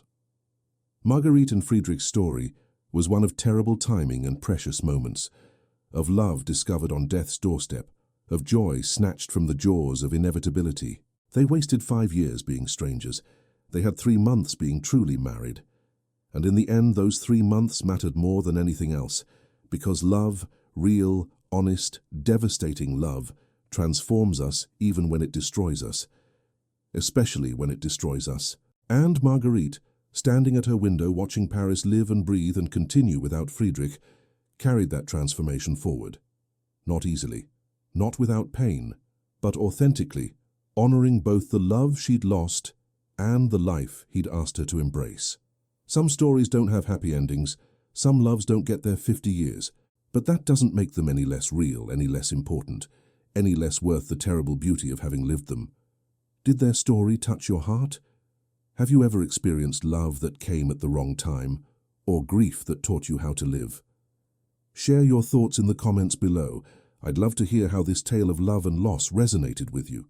If this story moved you, please subscribe to the channel for more dramatic historical romances that explore the depths of human emotion. Hit the like button if Marguerite and Friedrich's journey spoke to you.